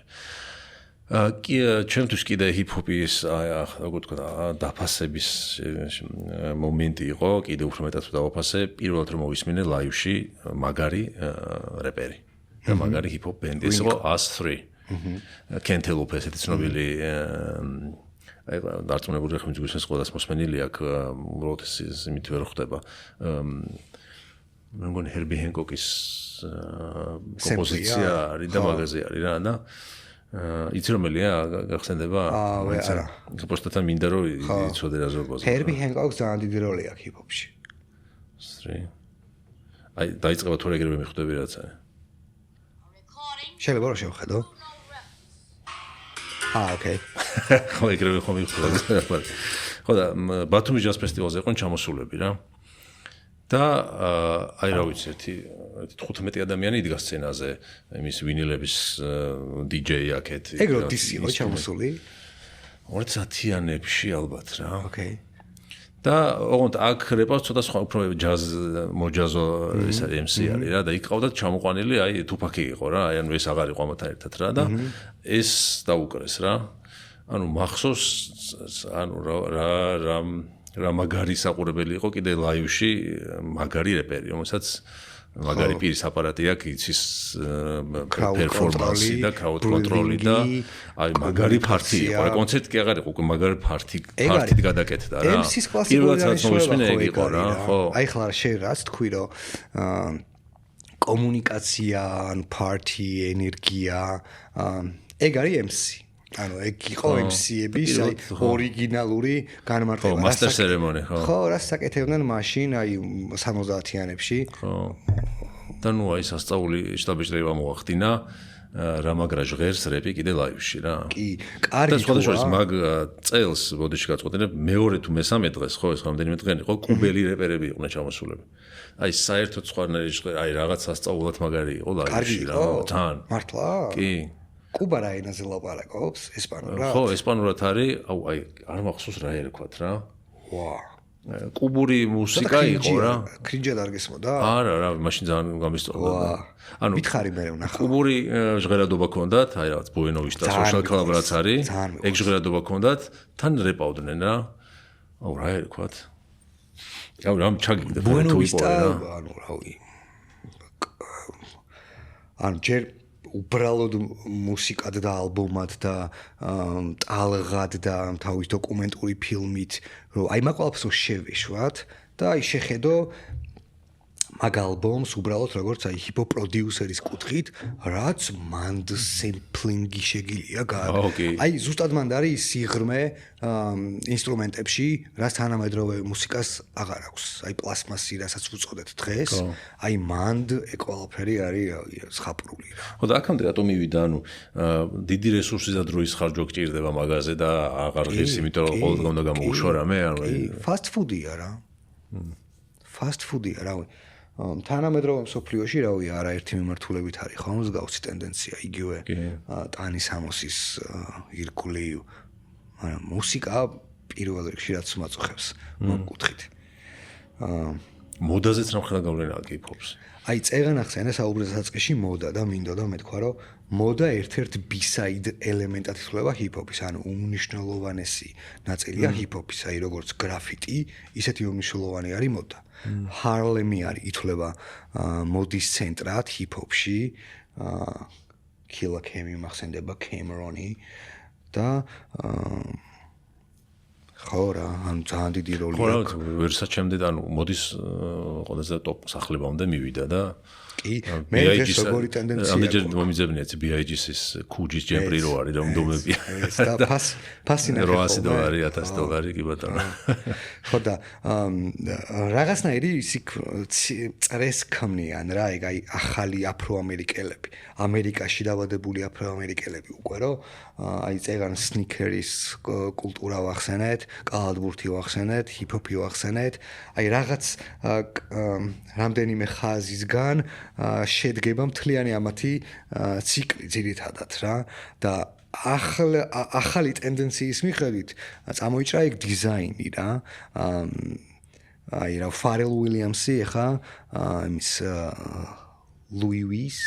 ლუი ვიტონის ეს არის აღმასვლა არ ვიცი პროფესიული ლექსიკით როგორ უნდა თქვა კრეატიული დირექტორი ხო კანიე ვესტის ხო იყო რაღაც კანიე ვესტი ვერ იყო და მაგაზე ერთი ამბებია რომ არა ხო ლუი ვიტონის არა რაღაც სადღაც ხო იყო თავისი მოხო და კანიემ ეს დახეული ჯემპრები ბეგი ჯემპრები და ისინი მაგანა შემოიტანა საკუთარ ბრენდს და კოლაბორაციები ჰქონდა ჯერ ნაიკისთან ადიდასთან და მან ამბავი ის არის რომ აუ მეორე ტიპს რა ქვია ვირჯილ აბლო ადგილზე უნდა ყოფილიყო კანიე და მან რაღაცა კულუარებში ძალიან ისეთი დაძაბული ამბები არის რომ თითქოს ვირჯილმა კანიეს ადგილი დაიკავა და ამერე ეს გაბოროტდა და რაღაც ურთიერთობა გაუფუჭდა და რაღაცეები კანიესთან იყო ის რომ უშდება ურთიერთობა რთულია კანიესთან ურთიერთობა შეინარჩუნა და აი ახალ თაობებში აი რაღაც სტრიმერი არის აღარ მახსოვს სახელი ეგ მაგანაც საკუთარი ბრენდი ჩამოაყალიბა და აი ძალიან ბევრი აყალიბებს უკვე საკუთარ მინი ბრენდებს. აი ეს ბაკეტ ჰეთი რაც מחურავს Tyler the Creator-ის ბრენდი არის Odd Future რა. Lefleur გადააკეთდა დროთა განმავლობაში, მაგრამ ორიგინალში ადრე ერქვა Odd Future რა. ყველა ჩარლიჩობს ეგრე რა. იწყება მერჩიდან, მაგის აი მერჩიც ხო ამ პრომოუშენის ძირითადი მნიშვნელოვანი შემადგენელი ნაწილია, რომ არ არსებობს ტიპი უცხოეთში, რომელიც ალბომზებს და არ უშვებს მერჩს. ხო, იმიტომ რომ რავი, ალბომი იღებს 9.99 ცენტი და მერჩს ყიდის $60 რა. და აი ხო, აი სტილის შეგრძნება ძალიან მნიშვნელოვანი არის ჰიპ-ჰოპშიც რა, ხო? ძალიან.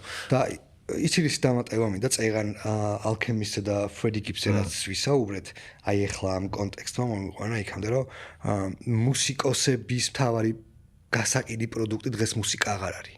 კარგი მუსიკოსების შემთხვევაში ვსაუბრობ ოღონდ.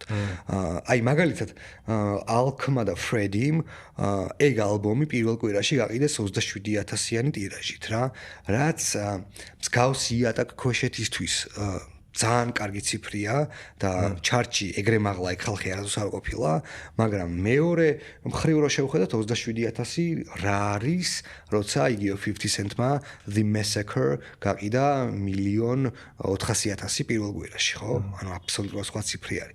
მაგრამ და თან რამდენი ინვესტიცია აქვს ამ ტიპებს ჩადებული, რომ ცალკე ფილმს იღებენ, ცალკე თამაში, ცალკე რაღაც ხალხს კომიქსები, მაგრამ ეგენი ყიდიან იდეაში ბუკინგს რა, ანუ აი პერსპექტივას, რომ არა ამ ალბომში გადახდილი ფულით გავაბაზროთ ეს ალბომი, არამედ აი იმ ცოტა ადამიანს, ვისაც ამ ალბომს ვაყიდინებთ, აი დაგვბუქონ შედეგად რა და ანუ ესე გახდეს viral ჩვენი ალბომი. აი ამ ბუკინგებით, რომ ბევრი ლაივი და ძირითადი ფული შეუნა მიდის მერე უკვე ამ ტურებში რა, თორე.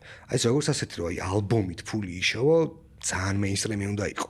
დღეს სტრიმინგებში ხო მით უმეტეს. ძალიან რავი, მით უმეტეს ეს Spotify-ი და რაღაცეები წუწუნებენ, Snoop Dogg-ები რაღაც 13%-ს გვაძლევს თუ რაღაც. Jay-Z მარიყო რომ რაღაცა თავის ისო შექმნა Tidal თუ რაღაცა როცა და არ გამართლა ხო? ყველამ შექმნა ეგ. Kanye-მაც შექმნა, Mos Def-მაც შექმნა. სხვათა შორის წეგან რო ახსენე რომ ლაივზე ვიყავიო და ყველაზე მეტად ეგ MC-ი მომეწონაო. მსგავს შემთხვევაში აუცილებლად მინდა ვთქვა, ვიყავი Mos Def-ის ლაივზე ბრიუსელში. აი მთელი ცხოვრება ვოცნებობდი რომ Mos Def-ის ლაივზე ვიყავი და მე ვფიქრობ რომ იღბლიანი ადამიანი ვარ, ისეთი უნიკალური კონცეპტით შემრჩა საბოლოოდ Mos Def-ი ხელში. ნუ ზოგადად ეხა ჰიპ-ჰოპში ვიღაცის დაკავერება ცოტა ისეთი პონტია რა, არ მოსულა როგორც სხვა გიწერდეს ტექსტს იგივე ვარიანტია.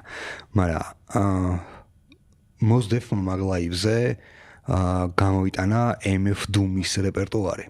ან თავის შემოქმედების არც ერთი ჩანაწერი არ ქონდა. და თავიდან ბოლომდე ასრულებდა MF Doom-ის რეპერტუარს.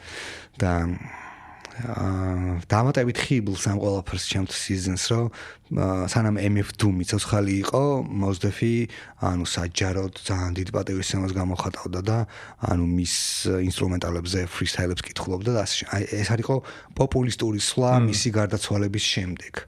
და იყო ძალიან ავთენტური და ისეთი ორგანული ყველაფერი და აი ეს როგორც ჩვენ ვხედავთ ახლა აი ამ დისტანციაზე ვუყურებდი Mos Def-ს, რომელიც გამოდის სპიჩით, რომ შენ შეიძლება ყავდეს იახტა, შეიძლება გქონდეს 6 ჩეინი, ყავდეს 7 ვებხვი სახლში, მაგრამ okay, that's cool, იძახის, ანუ ეს ყველაფერი მხოლოდ შენთვის არისო რა, ანუ მე არ მეხებაო ეგ ყველაფერიო რა და მე მეხება ის თუ რამდენად კარგად ბაზრობ, ანუ რამდენად კარგად რეპაო, რამდენად კარგ მუსიკას აკეთებ რა და აი ამ ყველაფერს ამ სიახლოვეზე რო ვუყურე, ანუ რავი, შეიძლება ერთი თვეც კი მაშინ ვიყავი რა ქვია ემოციებში რა. ო, დამომიდგენი რა იქნება და იყო ყველაფერი. თან ძალიან მიყვარს ბოდიში, ძალიან მიყვარს პატარა ვენიუებზე ლაივები. რა უფრო ხო, აი ჯაზ ფესტივალის ეგეთი იყო ხოლმე რა, არ იყო ბევრი ადამიანი და თან მithumetes სცენასთან აი ბოლოს ისინი რჩებოდნენ ხო, ისაც მინც მუსიკის გამო იყო მოსული იქ რა და. ხო, აქ ვიდე ნუ მასე ვანამყოფი Snoop Dogg-ზე. ეგეც Jazz Festival-ზე იყო, ხო? ნუ და Jazz Festival Prodigy იყო კიდე მაგ წელს, სადაც ნუ Doggy-ც ნუ უბრალოდ რაღაცა ნუ სანახაობა იყო ხა მაგარი Busta Rhymes-იც. აუ Busta Rhymes-ზე თუ სწორად ვიცი Chris Brown-ი ჩამოყავდათ და ვერ ჩამოიყვანეს და Busta Rhymes-ი წინა დღეს დაურეკეს თუ რაღაცა და აი რაღაცა მე თან მაგარი წვიმა მოვიდა და ნუ აი რაღაც ქაოსი იყო მაგარი რა. ანუ Chris Brown-ის მსმენელი და Busta Rhymes-ის მსმენელი ცოტა სხვადასხვა ტიპის მგონია. ვინც ისე ცა ალბათ ბოლოს ის ანუ სადღაც რეგიონში აქვე იყო რა და ჩამოაფრინეს უცებ თუ რაღაცა და. უჭო. სამხრეთიდან. ხო, რაღაცა იგით ხდებოდა რა. და აი კიდე ხანზე რომ ლაპარაკობდით და მინდა შევეხო, ანუ ისე ჰიპ-ჰოპის რაოფეროვნებაზე, კიდე როგორი ჩემთვის რაღაც ცალკე მდგომი ტიპები არიან Outkast-ი რა, ჩემი საყვარელი ბენდი არის რა, ბენდი ჩემპერები ხო რა. და განსაკუთრებით ძველი ჯერ კიდე რომ რაღაცა Southern Playlist-ი Cadillac Funky Music თუ რაღაცა ეგ არის. ზუსტად. ჩემი ერთ-ერთი საყვარელი ტრეკი და მან რეებს აკეთებენ და Cadillac Music არის ჰუკების დედაენა რა, ანუ ჰუკები როგორ წეროთ, ჰარმონია როგორ შექმნათ ნამუშევრებში, მოусმინეთ Outkast-ის არა Equemini-ის ან Stankonis ან რავი 10 მილიონი რო გაიყიდა მაგ ალბომს არა. უეჭველი მოусმინეთ მათ სადებიუტო ალბომს Southern Playlist Cadillac Music, რომელიც Outkast-ი კი არ არის ხალხო, ეგ არის Bootsy Collins-ი. აი Funkadelic-ი ვახსენეთ წეღან და ნუ მე საკუთარი ბენდიც ყავდა Rubber Bands, Bootsy Collins და მე სოლო დაიწყო და ასე შემდეგ, მაგრამ ანუ თუ სოლო Bootsy Collins-ი იცით Funkadelic-ის გარეთ, ანუ Outkast-ის ეგ ალბომი არის ცხადია Bootsy Collins-ით შთაგონებული. ხო. იქ ანუ ძალიან ბევრ Tyler the Creator არის Bootsy Collins-ი, Snoop Dogg-ი არის Bootsy Collins-ი. ანუ ასხოსგებელი ვარ ჩემს ტყობზე, Snoop Dogg-ი არის Bootsy Collins-ი ხალხო. აი წეღარაც ვისაუბრეთ რომ აი ამ რაღაც ესენციებს სესხულობ. აი სიხავერდე რაც არის Snoop Dogg-ში, ეგ ყველაფერი არის ანუ აი funky ბუძილა სპიჩებით რა, აი ქართულად რა ქვია მაგას არ ვიცი, ცოტა რაღაც აი ეს ბაბნიკური ტიპები რო არიან, ხო, აი ფანკში ძალიან იყვნენ ეგეთი მასტები რა, აი ბუცი ხა მაგალითად Rick James-ის ნაირი ტიპები ხო, Rick James-ი იყო რა ვიცი სექსის სიმბოლო და ყველაფერი. აი Bootsy Collins-ი დამსე საზოგადოებას ლაივზე, ანუ აბსოლუტურად პირველიდან ბოლომდე არ შეხება რა. ნებისმიერს და აი ეგ ყველაფერი აი მაგ რეჟიმში Bootsy Collins-ი რახმის ხავერცაც იღებს, აი ეგ აქვს Snoop Dogg-ს ამოღებული. და სხვადასხვა ძალიან ბევრი კვეთა აქვს, აი ერთი ტრეკი ძალიან მიყვარს Snoopy Don't Go ქვია ტრეკს, ბოლო ალბომებისკენ Snoop Dogg-ის, რომლებიც არ მიყვარს აღარ უსმენ, მაგრამ ეგ ტრეკი Bootsy Collins-ის კონტექსტში იმდენად საინტერესოა და ისე კარგად ისმინება ჩემთვის, რომ ანუ დღემდე დავათრევ სელექციებზე და ყველგან რა. აი Snoopy Don't Go ქვია ჩანაწერს და Bootsy Collins-თან ნახავთ, რომ აი ხო, Parliament Funkadelic ცოტა გვიან გავიცანი ასე ვთქვა, ტრეპს უგაუსმენდი რა. სულ თავიდან James Brown-ი იყო რა, ჩემი ერთ-ერთი ყველა დროის ყველა საყვარელი არტისტი არის რა. და აი ეს რომ აი ამ ფესვებიდან რომ მოდის ხო James Brown-ის და Funkadelic-ის და რომ უყურებ ისტორიას როგორ აქედან ეს როგორ შეიქმნა, კიდე სხვანაირად ისმინება რა. აი ზუსტად და თან ეხა Outkast-იც, აი Outkast-ი რო აღმოაჩინე და Outkast-ი რა თქმა უნდა ჯერ აღმოაჩინე sorry Miss Jackson როქთ და ჰეია და რაღაცებით რომ VH1-დან და მე ჩავყევი და მაგ ალბომამდე ჩავედი, მეგონა რომ საერთოდ სხვა ჟანრი აღმოაჩინე, ანუ იმას რო უსმენდი რა, საერთოდ სხვა სამყარო აღმოისკე რა ჰიპ-ჰოპი აი ეს რა არის. მე 80 Aliens ქვია, მეგონი მაგათ მეორე ალბომს თუ რაღაცა და ეს საწყისი ისინი საერთოდ თურმე ესენი მიყოფილან. ძველი ფეხბურთის მაიკა რო სანამ ეცვა და ჩოულებრივი რეპერი იყო, ასე ვთქვათ რა. ეხა ხო ძალიან ეგეც ჰიპ სტილისტურადაც გამორჩეული არის ვიზუალურად რა, ეხა ეს ანდრე ბენჯამინ თუ რაღაცა. აბებით დადიო და რაღაცა ფეშენიც თუ გამოირჩევა, მაგრამ აი სულ თავიდან ჩოულებრივ რეპერებს რო გავდნენ, მაშინ საერთოდ სხვა მუსიკას აკეთებდნენ. ასე შემდეგ რო იყო ანდრე. ანდრეს რა ვერსები აქვს, ანუ არ ვიცი, რამდენი დრო მიტარებია რომ ჩართული მქონდა და ტექსტი გაშლილი და usmenდი რომ აი მეთქი როგორ გადადის კიდან აქტარებს აკეთებს და ძალიან დიდი არის ანუ Genius.com-ზე რა იქაც ყო ის არის მე ვერსების გარჩევა და ანოტაციები და ასე შემდეგ. ანუ ანდრეზე ალბათ ჩემი ერთ-ერთი საყვარელი მუსიკოსია რა, MC-ც არ ვიტყვი. მუსიკოსი. და აი წეგან ძალიან მომეწონა რო თქვი, როცა ფანკადელიკი გავიცანი და ასე შემდეგო, აი თუნდაც აუთკასტის მუსიკა ჩემთვის უკვე სხვანაირად ისმინებოდაო. აი ეგ არის უმნიშვნელოვანესი რა. აი უბრალოდ აუთკასტს რო უსმენს ადამიანი და ტიპი რომელმაც ფანკადელიკი იცის, ბუცი კოლინსი იცის და მერე უსმენს აუთკასტს, ანუ ეს ორი ტიპი ვაფშე სხვადასხვა მსმენელი არის ჩემთვის.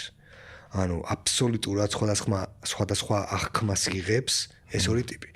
ამიტომ ვიძახი რომ ფესობს არ უნდა მოწყდე რა. ხო, ყურით სხვანაირად გივარჯიშდება თუ რაღაც უფრო მეტი დეტალი იცი, რაც უფრო ავთენტურია ყველაფერი, ანუ ბევრად მეტი ინფორმაციას გაძლევს, თუნდაც ემოციის დონეზე უბრალოდ. მუსიკა ვიდრე აი ესე უცებრო მიაწყდე რამე ალბომს და ჩართო. და მაგიტო არის საინტერესო და მნიშვნელოვანი რომ არ უნდა მოწყდე ფესვებს, არ უნდა დაივიწყო. არავინ არ გიშლის ახალი შექმნას პირიქით. ერთი სული გვაქვს ვინმე ახალი შექმნას რა, მაგრამ ისე რომ აი აკაურობას მოწყდე და შენ რავი წავედი ახლა მე გავრეპავ და რავი რაღაცა რაღაცა რეპავ, sorry, მაგრამ კაი, ჩამოვიდეთ საქართველოში. გონი მაგით დავიწყეთ შავი პრინცით და მაგ თაობაში კიდევ ის გამოარჩევდი პირველი ქართული რეპერები რო გამოჩნდნენ მე კაბო მიყვარდა ძალიან კაბოს ვეშები ხო მეთობოდი მაგრამ კაბუ ძვალი მაგ დროს აი რა უქნა რა თბილისში გავიზარდა და დავიბადე მაგრამ ჩემთვის ჰიპ-ჰოპი ქუთაისი არის უმეტესობა ჩემი საყვარელი ქართველი ჰიპ-ჰოპ არტისტების ქუთაისიდან არიან რა, ან მინიმუმ დასავლეთში. მაგ მუსიკაზე, ანუ მაგ დროინდელ ქუთაისურ მუსიკაზე, ანუ უბრალოდ რეპ მუსიკაზე, უფრო G-Funk-ის გავლენა ხო არ არის? რაღაცა ეგეთი შეგრძნება მაქვს რა, რომ უსმენ რა, უფრო განგსტა რეპის გავლენა კი არ არის მუსიკალურად. ცოტა უფრო სუბუქი და ლაითი არის რა. გავლენას ვატყობ, მაგრამ West Coast-ას ვეძახით. კონკრეტულად G-Funk-ი არა, მაგრამ უფრო სიმსუბუქე და რაღაცა ლაითი. West Coast-ში არის ეგ სითხელე რა, ის სიხავერდე. აი ნიუ-იორკი მაგას არ გაძლევს რა, ნიუ-იორკი უფრო ნასი არის, წეგანაც ვისაუბრეთ, რომ აი გარეპე. აი თუ გამონაკლისები არსებობს, რა თქმა უნდა, აი Native Tongue, De La Soul, Tribe Called Quest და რავი Jungle Brothers და რავი ვინაღარ, ეგენი აკეთებენ მაგ ჰარმონიასაც East Coast-ში რა, მაგრამ აი როგორი ხალხი არის, აი ყვავილებიანი მაიკებით რო დადიან და ზურგზე ჩანთის მოკიდება რო არ ტეხავს და პირიქით ატრიბუტია და სტილის ნაწილი. მაგრამ ძირითადად West Coast-ი არის აი ეგ სიხავერდე და ის რაც ჩანს ძებნილებში, შავ პრინცში, აი მაგ მისამყერებით და ხო და აუცილებლად მინდა აღვნიშნო ბებერი სიტყვები არ მყოფნის. ბებერზე როგორ ვისაუბრო, არ ვიცი, მოკითხვა ბებერს თუ ნახავს ამ პოდკასტს. ადრე დავწერე პოპ მიუზიკში მუშაობდი ჰიპ-ჰოპის მიმოხილველად რა, რეცენზიებს, ნიუსებს, სტატიებს ყველაფერს წერდი და მან დავწერე რომ ბებერი ჩვენებად პირველი ქართველი mumble რეპერი არის. ანუ აი ისეთი პრონაუნსი აქტივს, აი ისეთი აი წეგანი Young Thug-ზე, Lil Wayne-ზე რაც ვისაუბრეთ, რომ აი ცოტა გაუგებრად რო ბაზრობენ და მე ამას ემატება ის ქუთაისური დიალექტი და კილოკავი და იძახის რომ გუშინდელი ნადაბადების დღევარი ვარ და აი გადავარ და სიგი სლენგი აი სლენგი ძალიან დიდი ნაკლებობა არის ქართულ ჰიპ-ჰოპში და მაგ სლენგს ნერგავდა აი ბებერი და ქუთაისი 90-იანების სლენგი ჰიპ-ჰოპის არის რავი ანუ შეიძლება ყველაზე მნიშვნელოვანი ნაწილი საერთოდ. ანუ აბსოლუტურად დამოუკიდებელი ენა შეიძლება იყოს, აი ჰუდში რასაც საუბრობენ, იმისგან თუ როგორ მაგალითად შევდივარ მარკეტში რაღაც საილად. ანუ სხვადასხვა ენაზე ვსაუბრობთ ჩვენ. და აი ეგ სლენგი რო არ გაქვს და თან ამბობ რომ ჩვენ ჰიპ-ჰოპს 35 წელია ვაკეთებთ ანუ როგორ შეიძლება იქ და 90-იანების ქუთაისში იყო ეგ ყველაფერი ჯერო ძალიან კაია ისე ქუთაისიდან ძალიან მიყვარს ალბათ არ შემდგარი ქვია MC რადგან აღარ აკეთებს ამ ყველაფერს ასევე ქუთაისელი Big Burda რომელიც Psychorealm-ის მუსიკით იკვებებოდა ძირითადად ხო მიყვარს ჩესტერი აი ჩესტერი ეხა ვინ ჩამოთვალე ჩესტერია მარტო თბილისი მგონი და შედარებით ახალ თაობებში მინდა ვახსენო და მსმენელს ურჩიო რომ გაეცნონ მათ შემოქმედებას არის ესეთი ნოკი დიდუბე რეკორდსში არის ესეთი 10G's ასევე დიდუბე რეკორდსში და ვფიქრობ რომ ძალიან კარგი მუსიკას აკეთებენ ეგ ბიჭები და აუცილებლად იმსახურებს აი იმ ყურადღებას რაღაც სხვა რაღაცეებს რომ უთმობს ხალხი სხვა ქართულ ჰიპ-ჰოპს და პროექტებს არამედ აი ამ ხალხს ჭირდება მოსმენა და თანადგომა იმიტომ რომ ეგ არის real hip-hop ანუ რასაც ვეძახით რა და თუ კიდე ხო მუშვანი მინდა კიდე აუცილებლად ვახსენო ამ ახალი თაობა ითქმის მაინც ალბათ მუშვანს ნუ არც ისე ახალი მაგრამ მუშვანი ჩემი აზრით ერთ-ერთი ყვავილი არის რა ქართული ჰიპ-ჰოპის და ეგეთ ხალხს მე მგონია ცხოვრებაშივე უნდა დაუფასოთ რაღაცეები და ფუში მივცეთ რაღაცნაირად წავახალისოთ რომ არ გაჩერდეს და აკეთოს რა იგივე კიდე ერთი არის ვინც მომწონს ნიკო მჭედლიძე თუ იცი ნიკო მჭედლიშვილი ხო მჭედლიშვილი ხო მჭედლიშვილი ვიცნობ ნიკოს რაღაც ვერ შემოვისმენია ის გამიკვირდა რომ ქართული იყო რომ აღმოაჩინე რა ინგლისურად ბაზრობდა მან და ხო მე და ნიკო მეგობრობთ კი ნიკო ლოუდინგ მქონდა მე მგონი თუ რაღაცა ის ძნელად საპოვნელი იყო ინსტაგრამზე მაგრამ რაღაც ერთ იმას წავაწყდა მეორეს და Spotify-ზე მაქვს ჩაგდებული ნიკოს კარგი MC-ი აქვს აი სხვათა შორის 10G's-თან მისაუბრია ხოლმე რომ აი რაღაც საერთო დამინახავს თქვენ ორში თქო რა და ბენს რა ქვია სადაც არის ანიკ ხო ბენს ქვია ანიკ მე ძველი ნიკო უფრო მომწონდა იქ ცოტა სხვანაირი იყო იქ უფრო ჰიპ-ჰოპი იყო კი ერთიორ ძალიან ისეთი ის აქ რომ მე რო აღმოჩინე რომ თეთრი ქართველი არის ცოტა ის ქონდა კი კარგია ყველანაირად მაგრამ სულ იმას ვეუბნებოდი ხოლმე რომ ოკეი, შეიძლება შენ საერთაშორისო ასპარეზზე გასვლა გინდა და ძირითადი არგუმენტი ეს იყო ხოლმე.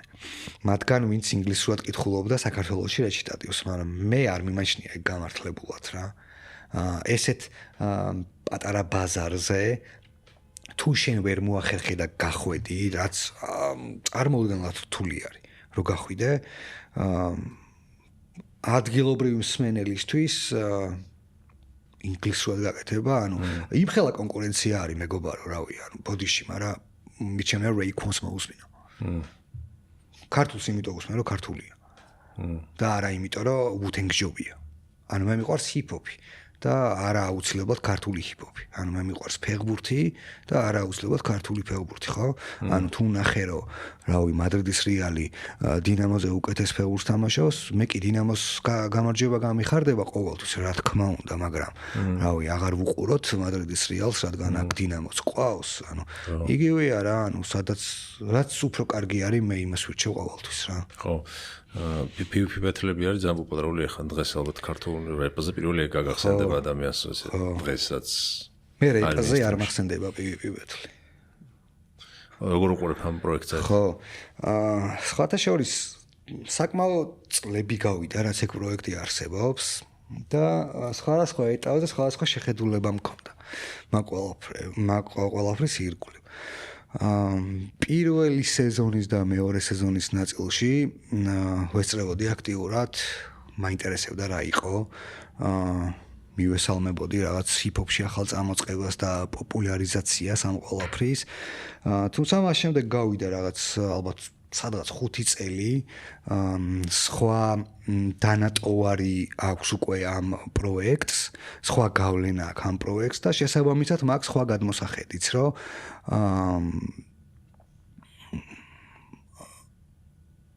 ჰიპ-ჰოპთან არაფერი შუაში არ არის ყველაფერი, ჩემთვის.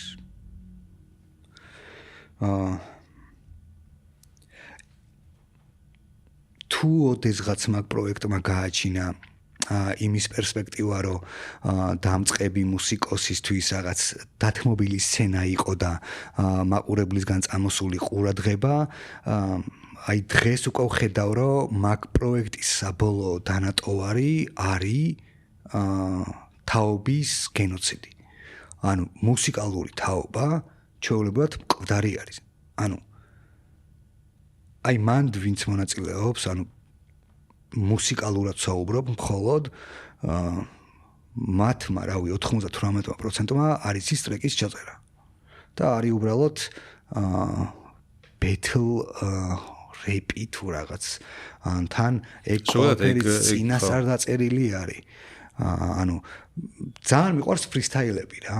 აი ძალიან მიყვარს მოსდეფი, რომ აი სადღაც ხის ქვეშ უცებ ვიღაცებს შემოიკრებს და აი ბაზრობს და აი ოუ და აი ყველაფერი, მაგრამ ეგ ფორმა რაც მიენიჭა მე მაგ ყველაფერს, რომ ეს ფრისტაილი ჯერ გადავიდა რაღაც პაექრობაში, მე ამ ფრისტაილმა დაკარგა ფრისტაილის ფუნქცია და არის წინასწარ დადგმული, ჩაწერილი ესა ყველაფერი, ანუ ჩემთვის საბოლოოდ ეგ ყველაფერი არის უბრალოდ პური და სანახაობა. ანუ უბრალოდ პური და სანახაობა, არაფერი მეტი. ანუ მე არ ვფიქრობ, რომ ანუ არათუ კარგი, მე ვფიქრობ, რომ ანუ ტრაგედიაა ჩვეულებრივად ეგ პროექტი იმ ადვილად მოწყვლადი თაობისთვის, რომელმაც ჰიპ-ჰოპი არ იცის რა არის და აი წარმოვიდგინოთ, რომ მე ვარ 17 წლის ტიპი, რომელიც ვინტერესდები ჰიპ-ჰოპით, ცხოვრობ საქართველოში და აი რო გავიხედე, შემხვდა პივიპი. და ძალიან ბევრია ისეთი მსმენელი, რომელიც აქ დარჩება და არ საწიერის გაფართოებას არ ცდილობს და არ წავა და არ მოусმენს რავი იქით. თუნდაც საქართველოში ვინმეს კარგს, ან უცხოეთში კარგს არის და ფაქტიურად გამოდის, რომ შენ ეს ტიპი რომ ადვილად მოწყვლად ტიპზე იმ დონის გავლენას ახდენ, რომ ჩვეულებრივად 17-18 წლის ბიჭები უკვე დღეს ეგრერებავენ რა. ანუ აი მარტო მაგას აკეცხვა, რამეს უბრალოდ ვერ აკეთებენ რა. ანუ ეგ გონიათ ჰიპ-ჰოპი.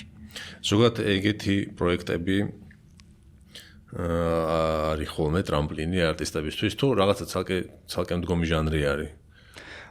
ანუ რამდენად შეუძლია, რომ ჰიპ-ჰოპის ნაწილი იყოს მაგ კუთხით, ასე შენალაპარაკობ რა. არის პრეცედენტები არის მსოფლიოში? ალბათ იქნება, ეხლა რომ არ გამოურჩეს, აი არ მახსოვს. რაღაც ამერიკული ვერსიები მაგ ნანახი ბევრი არა. მგონი დისმოუკი იყო ერთი კალიფორნიიდან, მაგრამ მაგის ტრამპლინიც რავი რა არის არაფერი. ანუ არ მახსენდება ისეთი მნიშვნელოვანი ფიგურა, ვინც ბეთლ, ანუ უშუალოდ დაპროექტებული ბეთლებიდან აღმოცენდა, თორე პირიქით, ყველა აღმოცენდა იმ ბეთლებიდან და ფრისტაილებიდან, რაც სკვერებში და ჰუდებში და ბოდეგაში და კორნერებში ხდებოდა რა. მაგრამ ანუ ტიპი ვარ, რომელიც ფიქრობს, რომ ყველამ თავის საქმე უნდა აკეთოს და ვისაც რა უნდა გააკეთოს, მაგრამ თუ შენი ქმედება ჩემი, ანუ მე რასაც ფელი ცხოვრება მოღვაწეობ და რაც მინდა რომ აი ავხსნა და განუმარტო what the culture stands for, ანუ რა არის რეალურად კულტურა. ანუ აი it's supposed to sound like რო თქვი წევან, აი ეგ როგორი არის, ანუ როგორ უნდა შეიქმნას ტრეკი, ანუ აი ამ ფესვებს არ უნდა მოწყდე, ანუ კარგი რა არის, მაგას რო უხეშად რო თქვა გაძალებ და გატენი, რომ აი ნახე მე ეს აღმოჩენა მაქვს და ანუ თუ დაინტერესებული ხარ გაიზიარ. და აი ამ რაღაცა 15 წლიანი მოღვაწეობის თავზე რომ რაღაცა შედეგი იყო, ფაქტიურად ეგ შედეგი გადაკვეთეს რა. ანუ წაილეკა აბსოლუტურად მთელი საქართველო რა, აი რაიონები ხო განსაკუთრებით. და ტიპებს ჩვეულებრივად ეგ გონიათ ჰიპ-ჰოპი და ანუ აი ჩემთან ახლა უბანში ბესეტკის ტიპები მაგ პროექტებს უყურებენ სიამოვნებით რა, მაგრამ ეგ ტიპი არაზოს არ მოусმენს მოსდევს და არაზოს არ მოусმენს commons, ანუ არც კი იცის common-ის არსებობა. არც კი იცის, რავი, MC-8 ვინ არის, ან რავი, Grand Puba ვინ არის. მაგრამ მაგას უყურებს როგორც ხალისი და რაღაც გართობა რა. და ოკეი რა, მაგ კუთხით კი, მაგრამ ანუ ვისაც რა უნდა გააკეთოს, მით უმეტეს 21 საუკუნე არის, მაგრამ ძალიან ცუდ სამსახურს უწევს ჩემი აზრით ეგ მომავალ თაობას. მე მგონია რომ ჩვეულებრივ გენოციდია უკვე ქვეყანაში, აი 20 წლამდე ტიპები რომ მოისმინო, როგორ ერეპავენ, ერთ-ერთი დანერგილია მაგ პროექტიდან რა ეყოლაფერი. გავლენა მოდის მაგ პროექტში. ჯერ ყველა გეჩხუბება ვაფშე. ყველა გაგინებს. ან 17 წლის ტიპი რაღაცაზე გებლატავება თუ რა დაგჭრი და იმას გიზავ და აი აბსოლუტური სიგიჟე არის რა. ეგ არ არის ამით, ეგ არის საშინელი რეგრესი პირიქით. საუბრის დასაწყისში რომ აღნიშნეთ რომ რაც უფრო პოპულარული გახდა ჟანრი, ხარისხმა იკლო და გახდა fast food-ი, ან ძალიან easy არის იმ კომფორტის შექმნა, რომ ჩაწერო ტრეკი, დაწერო ბითი, ხელმისაწვდომი გახდა, მაგან დააგდო ხარისხი და ზუსტად იგივეს გადის დღეს ქართული ჰიპ-ჰოპი რა. ანუ ალბათ 10-ჯერ მეტი ჰიპ-ჰოპ ტრეკი იწერება დღეს საქართველოში ვიდრე ოდესმე. მაგრამ ბევრად ნაკლები ხარისხიანი არის ვიდრე ოდესმე. ხო, მაგრამ ხო, ანუ შეიძლება რაოდენობა ხარისხის გადავიდეს რა, მაგის შანსიც არის. მინდა რომ პოზიტიურად შევხედო რა. ორი გამოყენება. ნახე, მე ამ თემაზე საუბარი დავიწყე, ისე რომ ყველა რაღაცა ეტაპს თავისი გადმოსახედი აქვს რა. ანუ დღეს მაგას ვხედავ ამ პროექტის ირგვლივ და ამ პროექტის დანატოვარში, მაგრამ 3 წლის მერე, რავი, შეიძლება ანუ ცოტა გამოცდილების ამბავი იყოს ეგ, რომ ტიპებმა ეგ ყველაფერი უბრალოდ პლატფორმად გამოიყენონ და არ ჩარჩნენ battle MC-ებად, რომლებიც სტუდიაში რო შეუშვა, ტრეკს ვერ ჩაწერენ და თან მე ვსაუბრობ ტიპებზე, რომლებსაც მარტო battle MC-ობა კი არ უნდათ, რომ რეპერები იყვნენ და კარგი ტრეკები ჰქონდათ, მაგრამ უბრალოდ ვეღარ აკეთებენ იმდენად ჩაძირულები არიან ამ ყველაფერში კარგ ტრეკებს რა. მაგრამ იმედი მაქვს დროთა განმავლობაში აი ყველაფერი ზუსტად ტრამპლინად გამოიყენება რა. ხო, იმიტომ რომ ინტერესი რახან არის, ხა უკვე ძალიან დიდ ნახევებზე გავიდნენ და ძალიან პოპულარულია რა და ინტერესი რახან არის, რაღაცა შანსიც ალბათ არის, რომ მაგან გამოიწვიოს. ყოველთვის ვამბობ ხოლმე, რომ აი women lie, men lie, so do numbers. ანუ არსებობს стереოტიპი, რომ numbers don't lie და ანუ რაღაცა თუ მშრალად ციფრებს შევხედავთ, ოკეი რა, ანუ მათემატიკა არ ტყუის, მაგრამ კონტექსტი საინტერესოა კონტექსტი, ხო? ანუ შენ თუ მელაპარაკები, რომ ჩემ პროექტს, ანუ აი მანქანების ირგვლივ გაკეთებულ ჩემ პროექტს უყურა 9 მილიონმა, მაგრამ მე ვიცი, რომ ამ 9 მილიონიდან ვინ შენ გიყურა, ყველას მანქანები არ უყვარს, მაგრამ იქ შენ რაღაცა entertainment-ს აძრობ, რის გამოც 9 მილიონი დააგროვე. მაგრამ რეალურად ავტომობილების მოყვარულებიდან შენ გიყურა 20,000-მა. სხვა ციფრია ვაფშე. წავიდეთ მაშინ ბოლოსკენ. შეიძლება რაღაც მინდა რომ თქვა, რაღაც თემა რა. კი ბატონო, ხო. აი იმ სემინარების ირგვლივ და ხო, დასაწყისში მინდოდა, მაგრამ ისე მოსკენით რა ქვია. წავიდეთ რომ საუბარმა.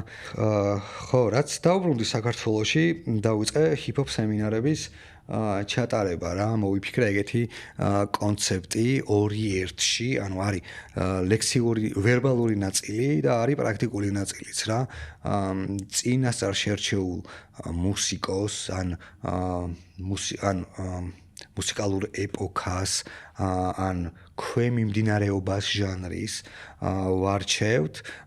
ვიღებთ, შემდეგ ამას ვარჩევთ, ანუ ყვებით დანატოვარზე, მუსიკალურ მემკვიდრეობაზე, ნებისმიერ შენიშვნაზე და მიგნებაზე, რაც იმ მომენტში აი ორგანულად იბადება რა, აი როგორც ოთახში რამდენიმე მეგობარი შეიკრებება, რომელიც მუსიკას ლაივ რეჟიმში დიგავს.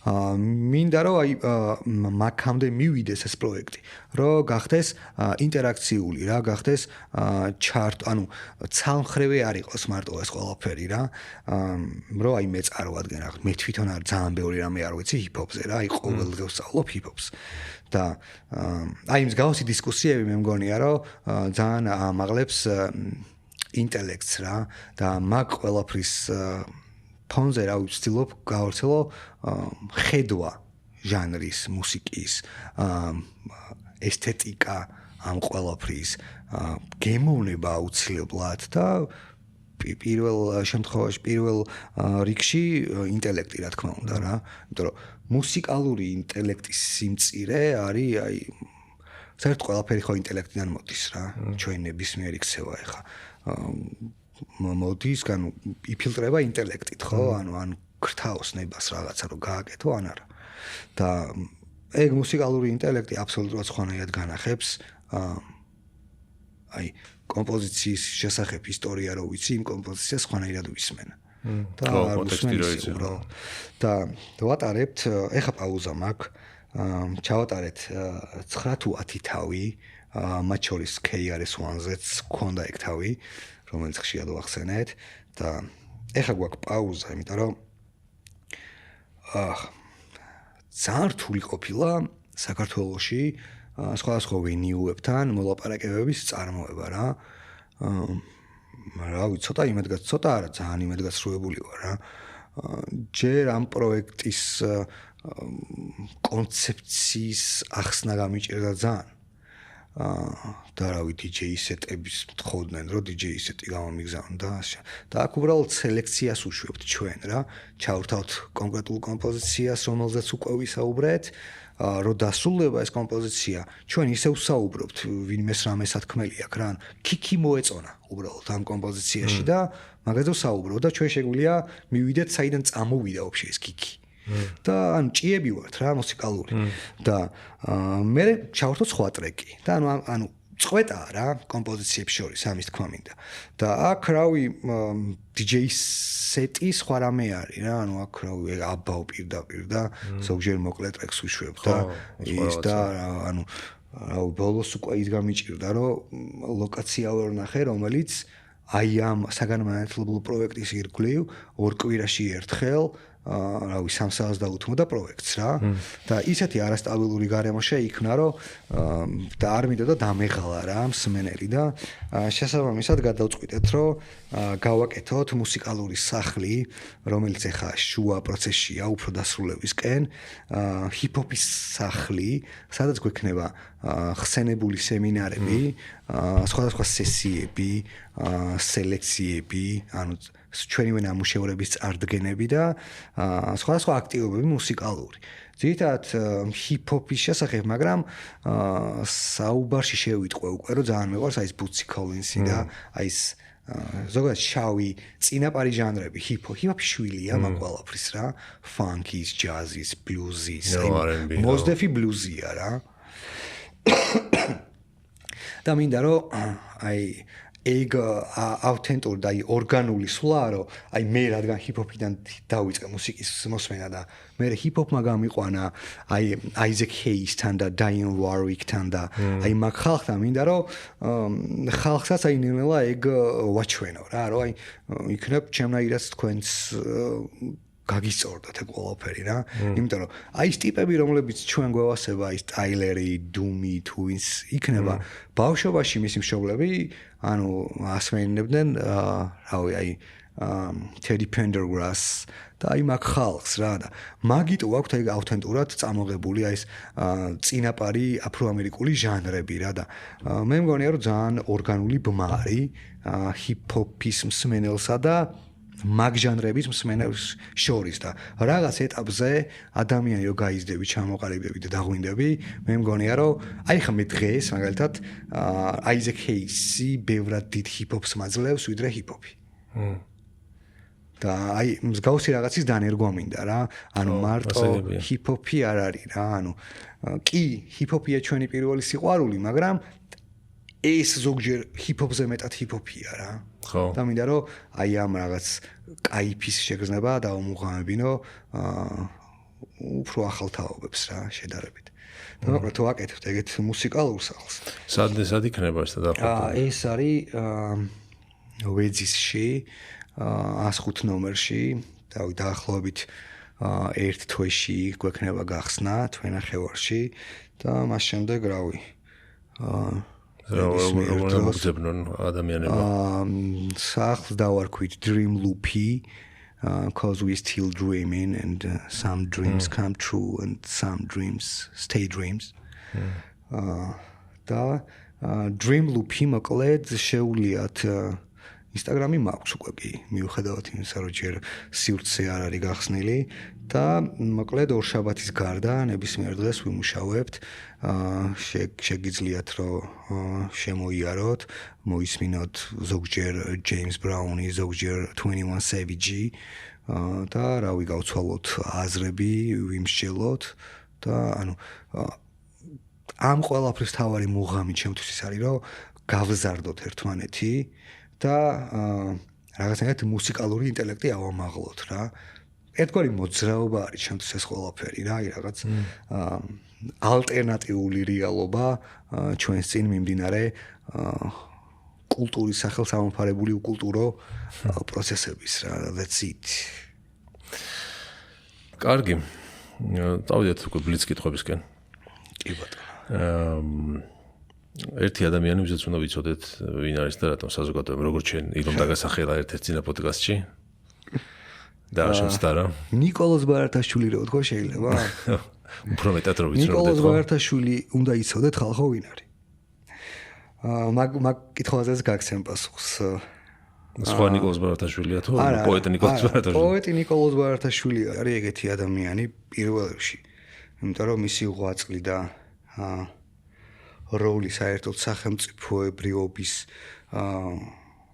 აღქმაში, რომ მე ვარ სახელმწიფო, ანუ მე ვარ мама სახელმწიფოსი და პირიქით ის ჩემი შვილია, აი ეს გადატრიალება, რავი, მაგ ყველაფერს ბევრად სიღრმისეული აღქმა ჭირდება და აი წეგანაც ვისაუბრეთ, რომ რაც ილია ჭავჭავაძემ საბოლოოდ რეალიზაცია მოახდინა, ეგიდია დატოვებულია ნიკოლოზ ბარათაშვილისგან რა. აი გალაქტიონიც არა ტექსტის წერის სტრუქტურით. ასევე ნიკოლოზ ბარათაშვილი არის და ეგ ადამიანი ბევრად დიდ ყურადღებას და დაფასებას იმსახურებს. ვიდრე აი იმ 50 საქართველოს ყველაზე მნიშვნელოვანი 50-ის სიაში შესული ყველას მიმართ პატივისცემა, ანუ ძალიან დიდი საქმე აქვს მაგ ხალხს გაკეთებული და ჩვენთ ელჩები არიან ქვეყნის და საზღვარ ქვეყნის გარეთ გაიტანეს ჩვენი სახელი გვასახელეს ასე შემდეგ, მაგრამ ბოდიშის მოხდით, ფეხბურთელი ნიკოლოზ ბარათაშვილზე დიდი ქართველი ვერ მგონია. და აი მაქსიაში რომ ნიკოლოზ ბარათაშვილს ვერ ამოიკითხავ, ეგ არის ჩვენი რეალობა რა, ეგ არის საქართველოს მოსახლეობის ინტელექტი. ეხლა რეალურად რო უპასუხო შენ კითხვას, ეგეც ხო შეგვაძულეს გვაძალებდნენ და გვაზეპირებინებდნენ და სკოლაში სკოლის ხომ და იყო დრო რომ გახედო არ მინდოდა ეგეთი არასწორ თემატიკას და იზეპირეს და გიხსნიდნენ რა სკოლის ხმს რო წერია რა შეიძლება ყავსანი ვერ გავიაზრეთ სკოლის პერიოდში ყავსანზე მახსენდება ის საშინელი ქეთოები როცა თამაში გინდა და ანუ რაღაცა სტროფიკად დასამახსოვრება შინარს წარგესმის და ბატო ვერ იზეპირებ რანეთმა დაიმახსო შინარს თუ არ იცინა ხო ეს შეგვიზღვა გასუთქვა არის რა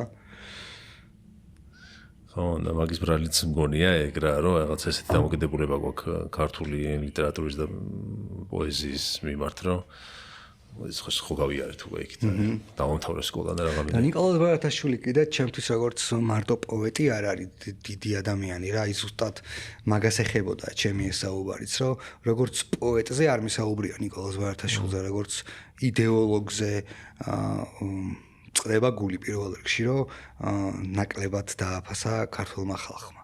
ნუ ვინც საჭიროა აფასებს ყველაფერს, მაგრამ ჩვენივე კეთილდღეობისთვის საჭიროა კონდეს გამოვიმუშევიძინოთ ის ინტელექტი, რომ ნიკოლოზ ბარათაშვილის სიდიადეს რეალურად ვიგებდეთ, ვიაზრებდეთ რა. კი ბატონო. და ხა მეორე პასუხს, ან მეორე სასახელო.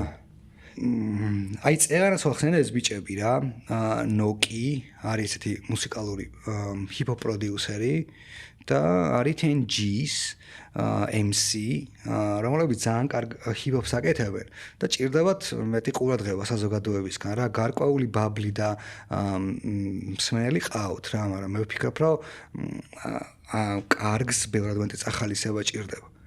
და თან რაღაც არაფორმალური დუო აქვს ჩამოყალიბებული. ანუ ოფიციალური დუეტი არ არის, მაგრამ ძალიან ხშირად მუშაობენ ხოლმე კოლაბორაციულ ალბომზე, ტრეკზე, რომ აი პროდაქშენი მარტო ნოკის არის და MC-ი თენგოსი რა, თენჯის და კარგი იქნება თუ უფრო მეტი ადამიანი გაიცნობს მათ შემოქმედებას. და ხო წავახალისებთ. რა არის შენი პირველი მოგონება, რაც გახსოვს?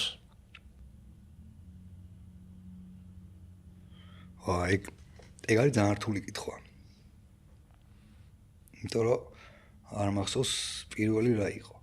ეხლა თავში მომდის სცენები, როცა დოლიძეზე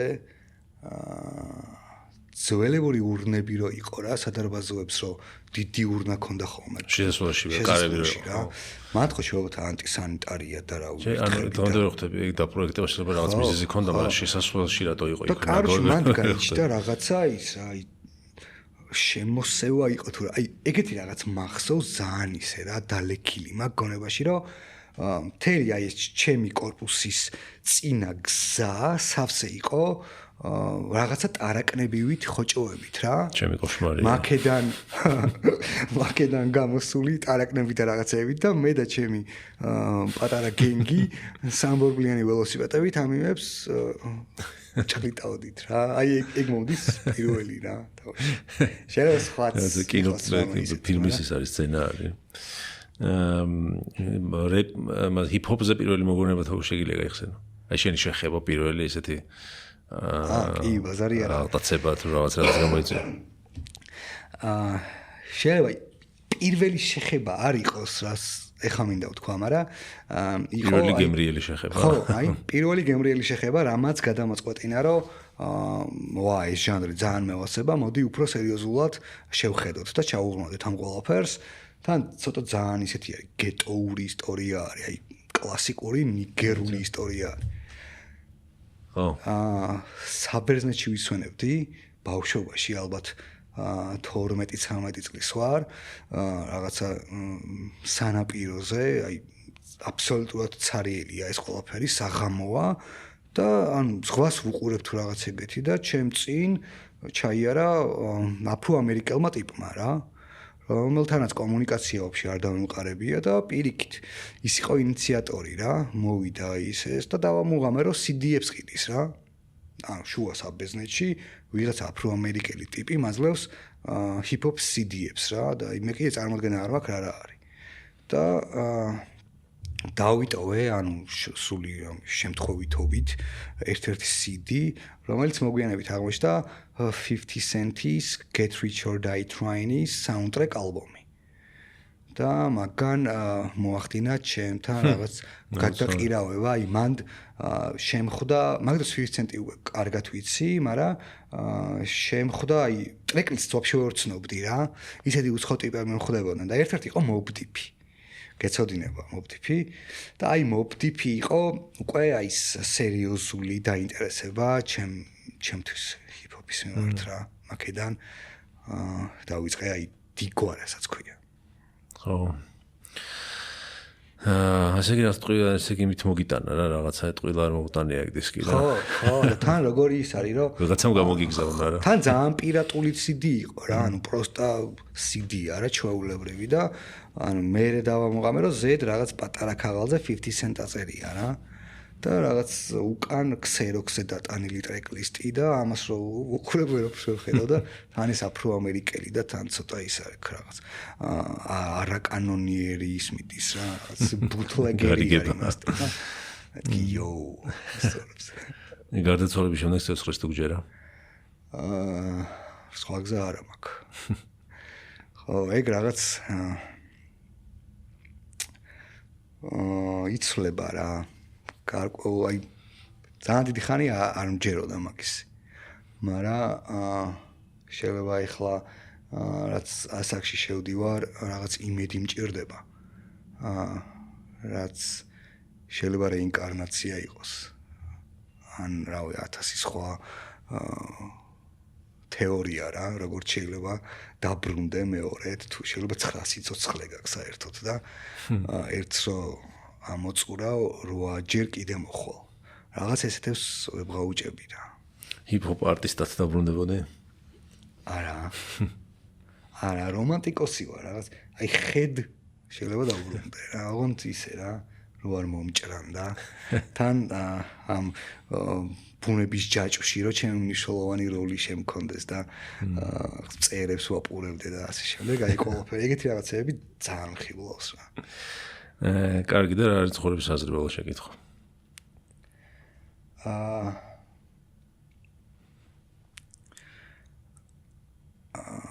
აი მე ყველაზე დიდ ბედნიერებას ვანიჭებს, როცა ჩემით არის ვინმე გახარებული რა. როცა ვინმეს ანუ მაგალითად მშობელი გავახარე, ანუ ასახელე. შეიძლება ადამიანს რაღაცით ხელი გავუმართე და აი როცა ხედავ მათ რეაქციებს თვალში, აი ანარეკლს თუ რაღაც ეგრე, მგონია რომ აი ეგ არის ჩემთვის ყოველ შემთხვევაში ეგ არის ცხოვრების აზრი რა, რომ რაც შეიძლება მეტი ადამიანი გააბედნიერო რა და აუცილებლად დავამატებ სინანულს რა. სინანულის გარეშე დღე არ არსებობს ჩემთვის. სინანულში აზღურებს ხო? არ ვიცი. სინანულში გულისხმობ აი მოწიწებას რა.